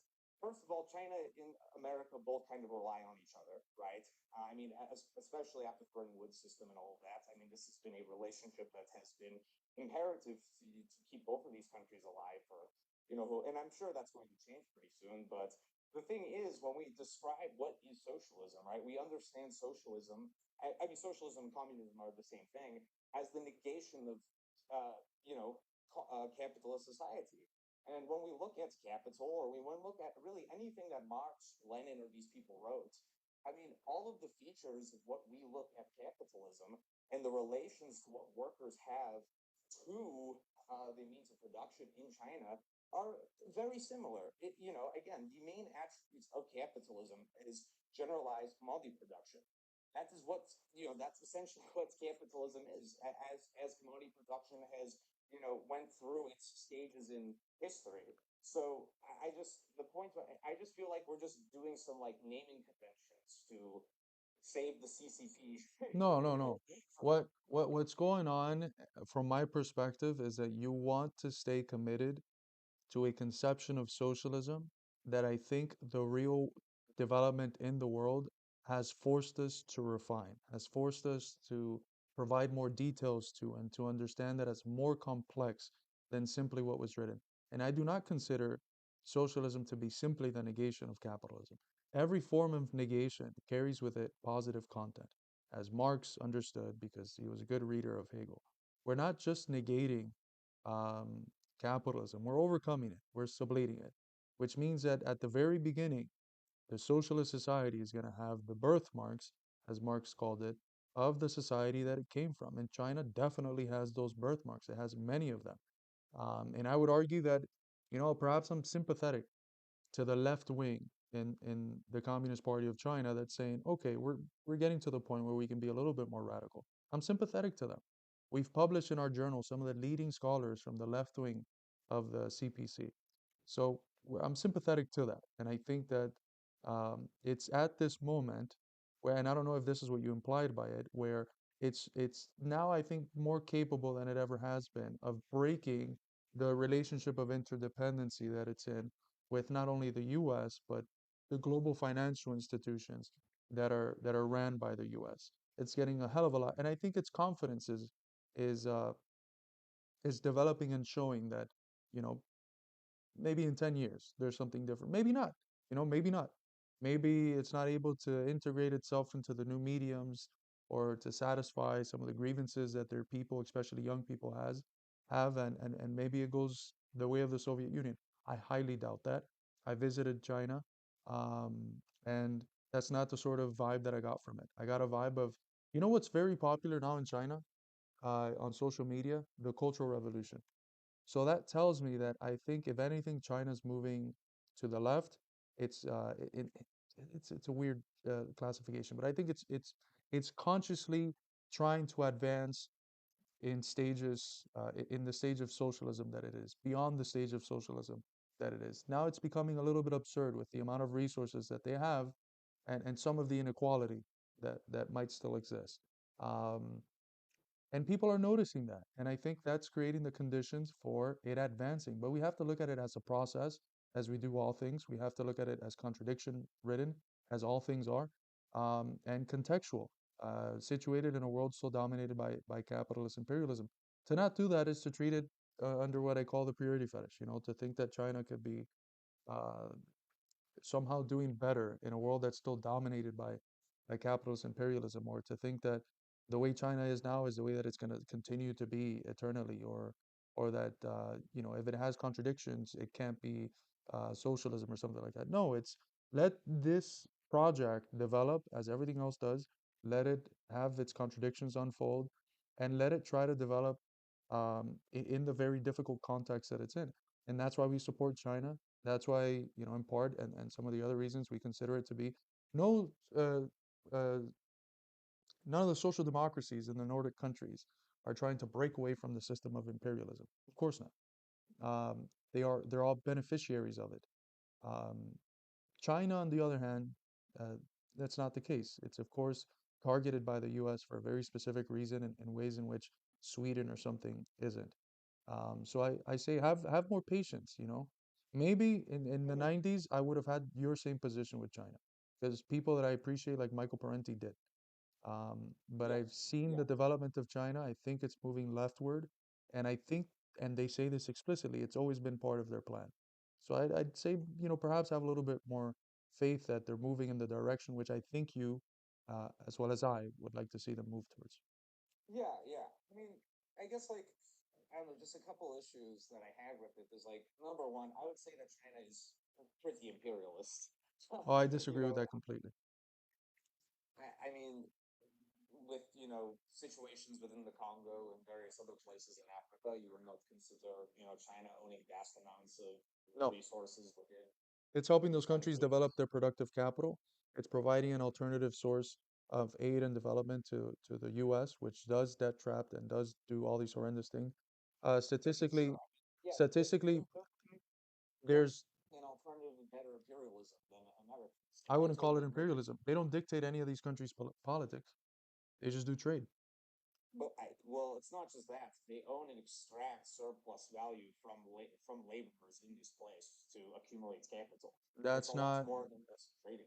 that's not imperialism. They're creating a lot of what they're doing is also sending technicians and giving those countries the conditions for the possibility so that they can do that themselves with their own industries. I Um, mean, during colonialism, built hospitals and roads and all these other things. Like developing countries. do you think Um, do you think that imperialism develops after World War II and the development of the Bretton Woods system? of course. I mean, I've read Hudson. Okay, You know, we're well, I we're actually Hudsonians, yeah, in that sense. We think yeah that to talk about imperialism today is to talk about U.S. hegemonism and the global financial institutions that it controls. And China's not a yeah. part of I, that. I China's guess a yeah. challenger to that in many ways. Yeah, where I disagree with Hudson, I would say I'm more orthodox on Lenin's position on it. But I mean, again, I think it creates this unnecessary binary, uh, and it doesn't really. I think it's more of a Trotskyite position, in my opinion. But I mean, even besides the point, No, one because part interesting. of Kautsky's position in his ultra-imperialism is that imperialism is basically going to stabilize the world and prevent war from happening. What the Hudsonian position is, and what I think it's an extension of the Leninist, Marxist-Leninist position, is that now war is not going to be inter-imperialist war between different imperial powers for the partition of the global south or whatever. Now war is going to be between imperialism and those countries outside of their sphere of influence who dare to try to exist as anti-imperialist states, of whom I consider not only China, but Iran, Russia, Cuba, Venezuela, Nicaragua, all of the evil countries, the triad of evils that various right-wing politicians love to group, the DPRK, all of those countries are basically this anti-imperialist bloc that is the new form that war takes place um, within the imperialist system. It's no longer inter-imperialist wars between European powers, but wars against those countries struggling against imperialism. I mean, the big thing is though, with any hegemonic power, is of course they're going to be competing against each other, right? I don't think it's a question of whether, like, I don't think China being anti the American hegemonic system inherently makes it not imperialist, right? The objective reality of what imperialism is, right? It's tied to capitalism and the development of capitalism. And at the end of the day, when you're owning multiple resources and extracting and exploiting workers in other countries to accumulate capital. I mean, this is the foundation of imperialism. I don't think being anti-American takes away from being imperialistic in any shape, way, or the form, right? I think that imperialist blocks build up, right? It's not just one imperialist bloc. There's multiple of them. But I I even when we're disagree. talking I about, disagree on the basis of the Bretton Woods system, charting a new course for what imperialism is like. Imperialism is U.S. hegemonism in today's world. If we were if we yeah could disagree on that. if we But were what's in 1920, perhaps you'd be right. I don't. What I think, yeah, I think the difference is based on how we read Bretton Woods and what happens to what imperialism is after that. Yeah, yeah. I mean, I'm familiar with again. I've read Super Imperialism and all of that. I'm familiar with the Hudsonian argument, and I know you guys also agree with Hudson. I know him personally. He's a cool dude. What But country are you from, by the way? we I'm originally from ex-Yugoslavia, but I'm now a professor in the United States. Oh, nice. Okay. What do you So teach? yeah, I've also read your purity fetish book. Of course, I have large amounts of disagreement, but I like the shout outs to my home country in it. Um, but one last thing I just wanted to touch What on what because what it what do is you what area do you teach? History, economics. economics? Okay. Yeah, yeah. It is fake science, but Yeah, yeah. The besides the point. dismal science, as Thomas Carlyle called it. Yeah.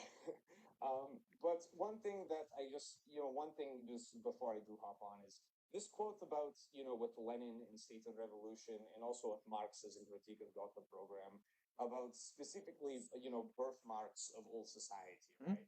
And I think this is something that a lot of like Marxist Leninists put forward to kind of justify, ongoing commodity production or surplus extraction within like a so-called socialist society. But the thing is, though, and you are a well-read person. I assume you have read, you've obviously read Gotha Program and read State and Revolution. We understand that Marx and Lenin here are talking about bourgeois rights, right? Which is the right to inequality, which just means if you work more, you get more, right? This isn't based on the principle of extracting wage labor or surplus value in order to I guess, be richer, right? This is a principle, this is the birthmark that primarily Lenin and Marx are talking about. The birthmark they're referring to is not capitalism, it is just that mentality of bourgeois right. So I disagree with that. This is China having the birthmarks of old society. It's just being old society.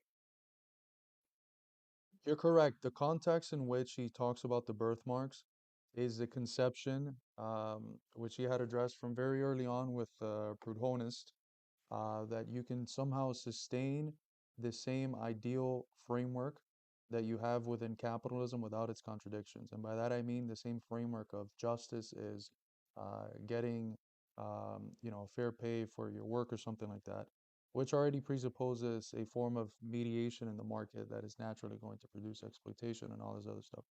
Either way, the conclusion in that section is uh, this division into higher and lower phases of communism. He's not using socialism there. It's Lenin who begins to basically call the lower phase of communism socialism. Um, the conclusion is that socialism ends up functioning objectively. Why we can't call it communism or the higher phase of communism? It's because the logic there is from each according to their ability to each according to their work, not to their need, which would be the higher form of communism. And what he doesn't very explicitly say anything about exploitation. That part is left open. Um, and I think that once you see it in light of comments made in the manifesto, which you can't just say, well, it's a document from 47, right? Because he reprints it 3 million times. He writes new prefaces for it, and everything that was in it initially, he basically accepts. And central to the comments he makes about the winning the battle of democracy for the working class is that capital is going to be wrested by degrees, which means that if there's still capital, you can't have capital uh, and the accumulation that's tied to it without exploitation. So that's basically implied in that is that yes, in a socialist society, in this intermediary transitionary society, you're still going to have exploitation. I'm not an idealist in the sense that I think China doesn't have exploit. There's people that think that. I think that's ridiculous. Um, I think you can tell now that I have a much more nuanced perspective on China. I don't claim it to be the socialism of the Gotha program. The distinction that I think the area where we can maybe perhaps agree to disagree is that if it's something new, I don't think you're ready to classify it as socialist, and I am. I'm willing to say it's socialism, but it's a socialism that teaches us something about how socialism functions as a transitionary stage. Sure. I mean, the only thing where I would like kind of just disagree here, I mean, you stated that Marx does not state that there is no exploitation under the lower stage communism, but he does say this in Critique of the Program, and Lenin also says this in Chapter 5 of State and Revolution, right? So Lenin says in Chapter 5 that the lower stage of communism has no classes. And if under that idea that there's Ah, no but but classes, but but remember, Lenin is already working with a distinction between socialism and communism. So well, again, he's this not speaking distinction of, he when is he speaks reaching about from lower lower stage of communism to communism, he's speaking about something higher than socialism, as the dictatorship of the proletariat. Dictatorship of the proletariat implies by its very nature there's another class there that's not the proletariat, that's in by even the premises of dictatorship of the proletariat imply a capitalist class that still has to be oppressed by the workers. Okay. I mean, but here's the thing, though. It's like again in part 5 of State and Revolution. Again, chapter 5, part 5, I believe. Well, no, part 3, I believe. He says, yeah, I have it right here. The state is withering away insofar as that there is no longer any capitalist, any classes, and consequently, no class can be suppressed. So if there's no class, and again, this is what also That's Marx the strikes at. transition to communism. That would be a That's very lower phase advanced communism. socialist society. That's not what China has. No society has had I that. understand. I know, but we're talking about the transition from lower phase communism to higher phase in this case, right? Where there is no exploitation in this case, according to Lenin. Yeah, yeah. I don't disagree with that. But that's a Okay. transition towards a higher stage of communism.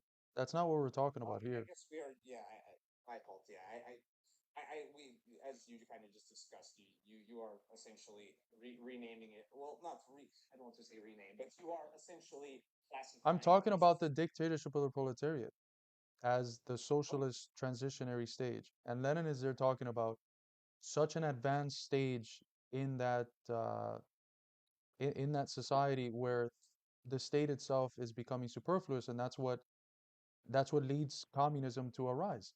When capital sure. when classes completely dissolve and the state as a mechanism of class repression, even if it's a semi-state for the proletariat, it becomes superfluous and then you have communism. I That's not mean, what I'm but talking about now with China though. yeah, but in this case, though, right? They're describe lower phase communism is just socialism, like right? I mean that this is what Lenin says: lower phase communism, i.e., socialism. Yes, So but he's referring to it's it as still the a same thing. process. It's still a process. And what he's talking I about is that moment of transition. Socialism has to develop, right? And this is why I yes, think that it's important to accept what China has done as different earlier stages of socialism, because we've been very good at speculating how that transition is going to look. But the fact that there's a transition there implies that there's something before the transition in the dictatorship of the proletariat, which is a society where the working class has power. There exists a capitalist class that can still exploit, still has, you know, there is some economic capital, but no political capital, and is progressively getting repressed so that we get to that condition where you can have that transition to a higher level of communism. would you consider the Paris Commune socialist? Yeah, it's a dictatorship of the proletariat. So you okay? So you are essentially are It's a saying higher, it's the a dictatorship of higher, the proletariat is socialism. That is what you're yes, yeah, suggesting. yeah, yeah, yeah. I don't think a But dictatorship of the proletariat is um, a transition to socialism. I think the dictatorship of the proletariat is the transition, the socialist I mean, transition. it, I mean, again, even Marx doesn't even say that.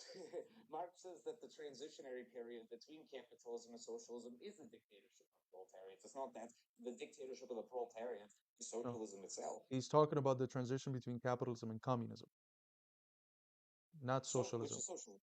which is socialism, and socialism is the dictatorship of the proletariat. Yes. No, no, no.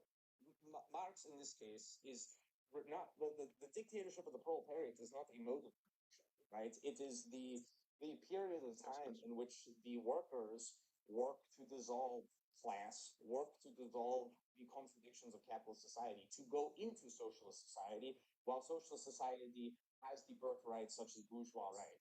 It's not it's not socialism itself. They're two Yep. different stages. No, I think it's the same stage. It's the same stage. It's the same mode of production at a lower stage. In the same way that we can speak about different stages of capitalism, we can speak about different stages of socialism as a transitionary mode of production to a higher mode of production, which is communism.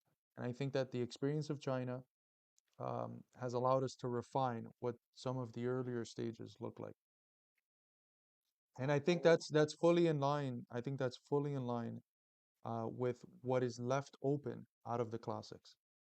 What's mhm. left open in the classics, there's space for that. It's not just a complete break. It's, I think, a refining and adding of more details, a concretizing of what's in the I guess classics. what you're calling a refining, I'm calling a break, and I guess that's where we'll agree to disagree. Yeah, yeah. You know, because I mean, I don't really see the logic there. I listen, like I said, I'm sympathetic to you know, people trying, like I said, I'm from Yugoslavia, right? And I look very, you know, I don't consider Yugoslavia a socialist country, but you know, I do consider it very base, and I have a lot of love for the project and everything like that. So I'm very sympathetic to attempts to get to socialism, but I just when reading and using the years of my life to read Marx and Lenin, I feel like I just come to a different, completely different conclusion than you. But hey, that is fine. People in the But chat want me to ask you what revolution do you identify with? what revolution do I identify with? I mean, I don't really identify with any like. What does that mean? Identify with revolution? Basically, if you think that all these that none of these countries are socialist, what do you actually think is socialism in the real world? Yeah, so I mean, I would say that all these revolutions were attempts to get to socialism, but I don't think we have seen a socialist society yet. I think Yeah. that that requires a international revolution and the abolition of commodity production class in the state. So I would again, say that considering how you're thinking about socialism, you are correct. And that's the position that I've always had. Um, but I just don't. What you're calling socialism, I call a higher advanced stage of socialism, which of course cannot come about without a very radical global transformation. I mean, here's the thing too, right? Like when people hear when I say like, because I think online a lot of people get stuff misconstrued, and a lot of people like take these revolution, like you know, kind of what that question asks, right? It creates like identity, right? A lot of people hold their identities to these revolutions. Like my great grandparents, they fought with Tito, right? My grandfather was in the party with Tito, so it's like I have roots to that and I have a lot of respect for it. But just because I don't say they, you know, it's not just. I don't think it's any way disrespecting the revolution to say they didn't reach socialism. And I think it's the same thing with the USSR. I respect all of these attempts, and I think that they were progressive and badass, and we need to learn from them and continue, you know, what they failed at to Do bring you us have to the the same same point. position with China? Yeah, of course. Okay, that's fine. So it You know, reduce if you support the same places except you think they're not there yet, and we support the same places except we think, well, they're not where the textbooks say they would be, but they're telling us something about what the before looks like. Um, I think we're pretty darn close to the same position. perhaps. I mean, you know, definitely semantic differences and stuff and what we call that. But like I said, I appreciated this conversation and you know both of us being cordial and all that. And I will once you drop more books, I will check them out. Excellent. Thank you so much, brother. Great talking to you. Have a good day. Likewise. All right, that was great. It was fun to talk to fellow professor. Crime, war, criminal. Hi. Hey, how's it going? Um, I'm doing pretty good. How are you? Good, good. It's Sorry, I need to mute this stream. It's okay. There we go. So I just had some questions about the ACP. I've seen like some of the stuff that like Jackson Hinkle and like has been doing online, and I just like had some questions. Hmm. Um, yeah. So one of the things I saw was like, what's the whole like, multipolarity thing? Because I remember like I saw like the Jackson Hinkle, I think, giving a speech to the Houthis, and I saw like all this other stuff. So I was kind of wondering like, what is like multipolarity? Like, how are you like sort of defining it or like relating to it? For us, as I said earlier in the last conversation, imperialism fundamentally transforms after Bretton Woods, which is a system that emerges in the post-war period. Um, and this transformation is towards imperialism, basically as US hegemonism. The dominant institutions of imperialism are the global financial institutions like the World Bank and the IMF. All of those are controlled by the US. No other country has any say in any of those. Uh, Multipolarity or pluripolarity is what Chavez called it, is this attempt by ideologically diverse and this heterogeneous bloc embodied in the institution of BRICS, which has countries like Brazil, Russia, China, India, South Africa, countries extremely diverse politically, but who all share in their opinion that international relations cannot just continue being dominated by US hegemonism. Uh, the more radical sectors are against dollar hegemony, global dollar hegemony, and who want to promote an agenda where you can actually have win-win relations between countries and what China calls a shared future for mankind. Basically, to dismantle U.S. hegemonism, which again, I consider that U.S. hegemonism to be the form that imperialism takes today. So, multipolarity is the ideologically heterogeneous form that the anti-imperialist struggle is taking. And it takes Cool. in terms of countries, it's those countries of BRICS, but it's also the countries in the axis of resistance struggling against the Zionist entity and U.S. imperialism in that region. Um, it's the socialist countries of Latin America. It's countries in Africa and the Sahel region like Niger and Mali and Burkina Faso. That's all multipolarity. It's the anti-imperialist camp of today. Cool. Could you like recommend me some books on like how the U.S. sort of like uses these financial institutions? Like I've heard about like the World Bank and the IMF being like bad and all of this, but like I haven't really gotten like good recommendation on like what I should read about this. The best one is Michael Hudson's Super Imperialism. Michael Hudson develops the concept of super imperialism to basically demonstrate that it's a new stage of that imperialist system that Lenin talked about in 1916. Cool, thank you. I also just have some questions about like the ACP's approach to religion. I think I saw like uh did the was it Hinkle or like Has they went to like Iraq and like they saw like a holy site or something? Mhm. Like I was just wondering like what's like the general stance of the ACP with regards to religion? The ACP wants to institute Sharia law across. No, I'm joking. Um, Alhamdulillah Rabbil yeah, we joke about that, and the Wikipedia page ended up saying that we're like a mixture between jihadist, Muslim communism or something, which whatever, it sounds based, so we'll roll with it. Um, Alamin. we have no really religion is a private matter. Um, you don't have to be religious to be in the party. You don't have to be atheist to be in the party. We have many Muslims, atheists, Catholics, Protestants. We have a little bit of everything. And the executive board, Jackson's an Orthodox Christian. Eddie's comes from Protestantism. Haas is Muslim.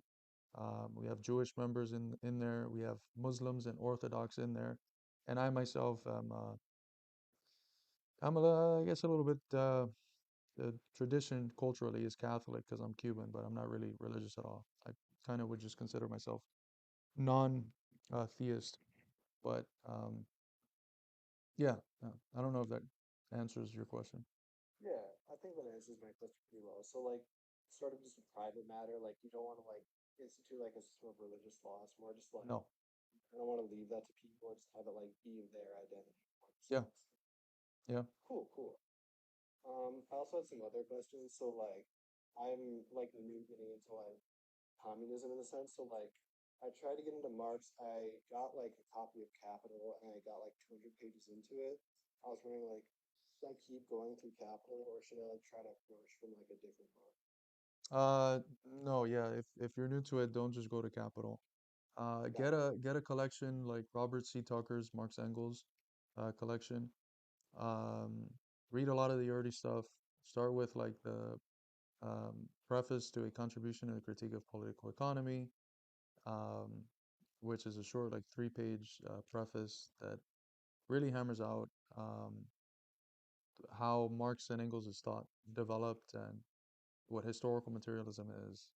Um, Read, well, I honestly, if you join the ACP, we have a whole reading program for everyone that joins the party. They start as a reserve, um, and if they prove themselves capable in their work to be a cadre, they get elevated to cadre locally through their chapter executive, who's the one that makes the call. But we have a whole reading list on there that goes through all the basics. And I would say after you go through all of the basics in that sense, then you should tackle capital. Cool. So like, what do I have to do if I'm in the ACP? Just go to acp.us, apply, um, and I mean you have to be over 18, of course. Yeah, And I am. okay, okay, good. That's something I should be asking before I bring people up, but I always forget. Um, and you just need to set up a Telegram account. Telegram is the safest medium of conversation. It's how we handle all party communication. It's obviously not, fully safe, but it's what we have. And then you're Yeah, going to it's be fine. given, I think you're given a blockchain number. It might be after you become a cadre. I don't remember. It's not my department that deals with that, but I do recommend, um, if you want to educate yourself, joining the party. You don't have to be fully educated to join the party. Join the party. We'll educate you. We have good reading list. You go through it collectively with other people, and it'll stick a hell of a lot more than if you just go through it alone. I think kind of the last thing I wanted to touch on was like, what do you think about like the Jackson Ingle like Fed allegations? Because like, it's kind of crazy that he was able to like do all that and then go back to the U.S. without like, you know, He doesn't getting like live in the U.S. prosecuted. He's Oh, you're right. he lives in Russia, and he's a patriotic American, as patriotic as they come. He wants to come back. He misses his family. He loves the American people. He wants to come back and travel the country with the party and fight, but he can't do it because he knows that it's very likely that if he comes back, he's going to get arrested or who knows what could happen. So Oh, he's been basically exiled from the country. I Uh, be- didn't know the lore. Yeah. you didn't know what? Oh, I didn't know like the lore. I thought he lived in the U.S. I No, never no, really like looked at like what was happening. no. He lives in Moscow. Comrade Helali, he's the international secretary, is also in Moscow for similar reasons. Every time we travel internationally, we get stopped by Department of Homeland Security, interrogated for many, many hours, sometimes even a day. There's been times where they've confiscated all of the money that one of the comrades brought with them and technology and everything like that. So um, it's because of how internationalist Jackson is, and he's traveling to all these countries in the Middle East and in South America and stuff that Yeah. that he's not able to come back. And that's the opposite Well, of what a who Fed else is. do you like? Oh, wait, what were you gonna say? And that's the opposite of what Feds are like. Yeah. Am I gonna get like held up at the airport if I join the ACP or something? No, no, no. It's only like extremely public people, Okay. leadership, shit like that. Yeah. It's not gonna be members. Members are able to travel freely. All right, sweet. That's pretty much all. Thank you for your time. I really appreciate it. Yeah, yeah, of course. And I do hope you consider joining. What state are you in? Yeah. What state are you in? I'm in Wisconsin. Oh, we have a nice Wisconsin chapter. Yeah, we could use more Yeah. people. So, Yeah, Are I you was close looking to on the the Chicago area? hold on, what? Oh, I live near Milwaukee. I'm gonna move to Milwaukee soon. Okay. I think Milwaukee's a bit more active. Ah, yeah, yeah, yeah, yeah. Um, Yeah, we're also extremely active in Chicago. I think that's what, a 3 hour drive? yeah, something like that. Yeah. But yeah, do consider joining, man. Um, Yeah, I'll take a look at it. Like, I looked at the website a little bit, but like, I never really like kept up past like the whole Wikipedia view. oh, yeah, yeah, yeah. Well, we don't control that, and there's a lot of we know that a lot of the people that mess around with that in there are ops. They're people that hate our guts, and they don't want to see us succeed. So it's not an honest depiction of what we are. On BD. Yep. Okay. I think I'll head out. Wait, do I just press the X? I've never done this before. Yeah, yeah. Thank you for being here. See you. Cool. See ya. All right, that was great. Hopefully the comrade there joins the party. Um, I've been going on for like fucking 3 hours and 15 minutes. Might be the longest live stream I've ever done. If anyone wants to throw some dollars my way, you can do that through Substack. You can subscribe on there. Philosophy in Crisis. It's like $5 a month if you want to help. If not, that's perfectly fine. Um, New Soul might be the last one we bring up. So, Oh, hey, how's it going? hey, what's up, Carlos? Just wanted to ask you a quick question. I've been noticing, have you by any chance been following the Luigi Maggioni case? No, I haven't. Oh, okay, gotcha. I'm just curious, would you believe that depending on his situation, it was like morally justified? We don't endorse the sort of action he took. We would consider to be adventurous. Um, it's the sort of action that before the Bolsheviks Right. in the Russian Social Democratic Labor Party they used to call Teist, terror. You know what I can't say it Mm-hmm. on air, but Yeah. um, and the Bolsheviks were against it because of the unstructured and it's just an individual action. I don't think any individual action of that nature is ever going to accomplish anything. Now we can't like come out and like completely just attack him or whatever because for some reason or another the American people really identified with the action, which says something about where they're at in terms of their conscience. But for us, the path is not that. For us, the path is organizing, convincing people, bringing them Yeah, yeah. into a disciplined organization. Now, let's say hypothetically that Luigi heard about your guys' party, would you still, by any chance, be open to accepting him, even though of the actions that he just took? So if he like got out of jail and applied to the ACP, Yeah, yeah, like we basically like that. that's a question for the legal team. I wouldn't. Okay. All Yeah, right, man. That was all I wanted to add. Thank you so much. yeah. Thank you. Take care. Bye bye. You too. Bye. Gotta be careful, man. Gotta be careful. Um. All right. Might go in a few minutes if no one else comes in. Actually, I'm gonna head out. Thank you for all being here. If you want to contribute, you can do that through the Midwestern Marks Patreon, patreon.com/Midwestern Marks, or throw me some dollars on the Substack. So, love from Texas. Thank you, comrade. All right, everyone, take care. See you next time.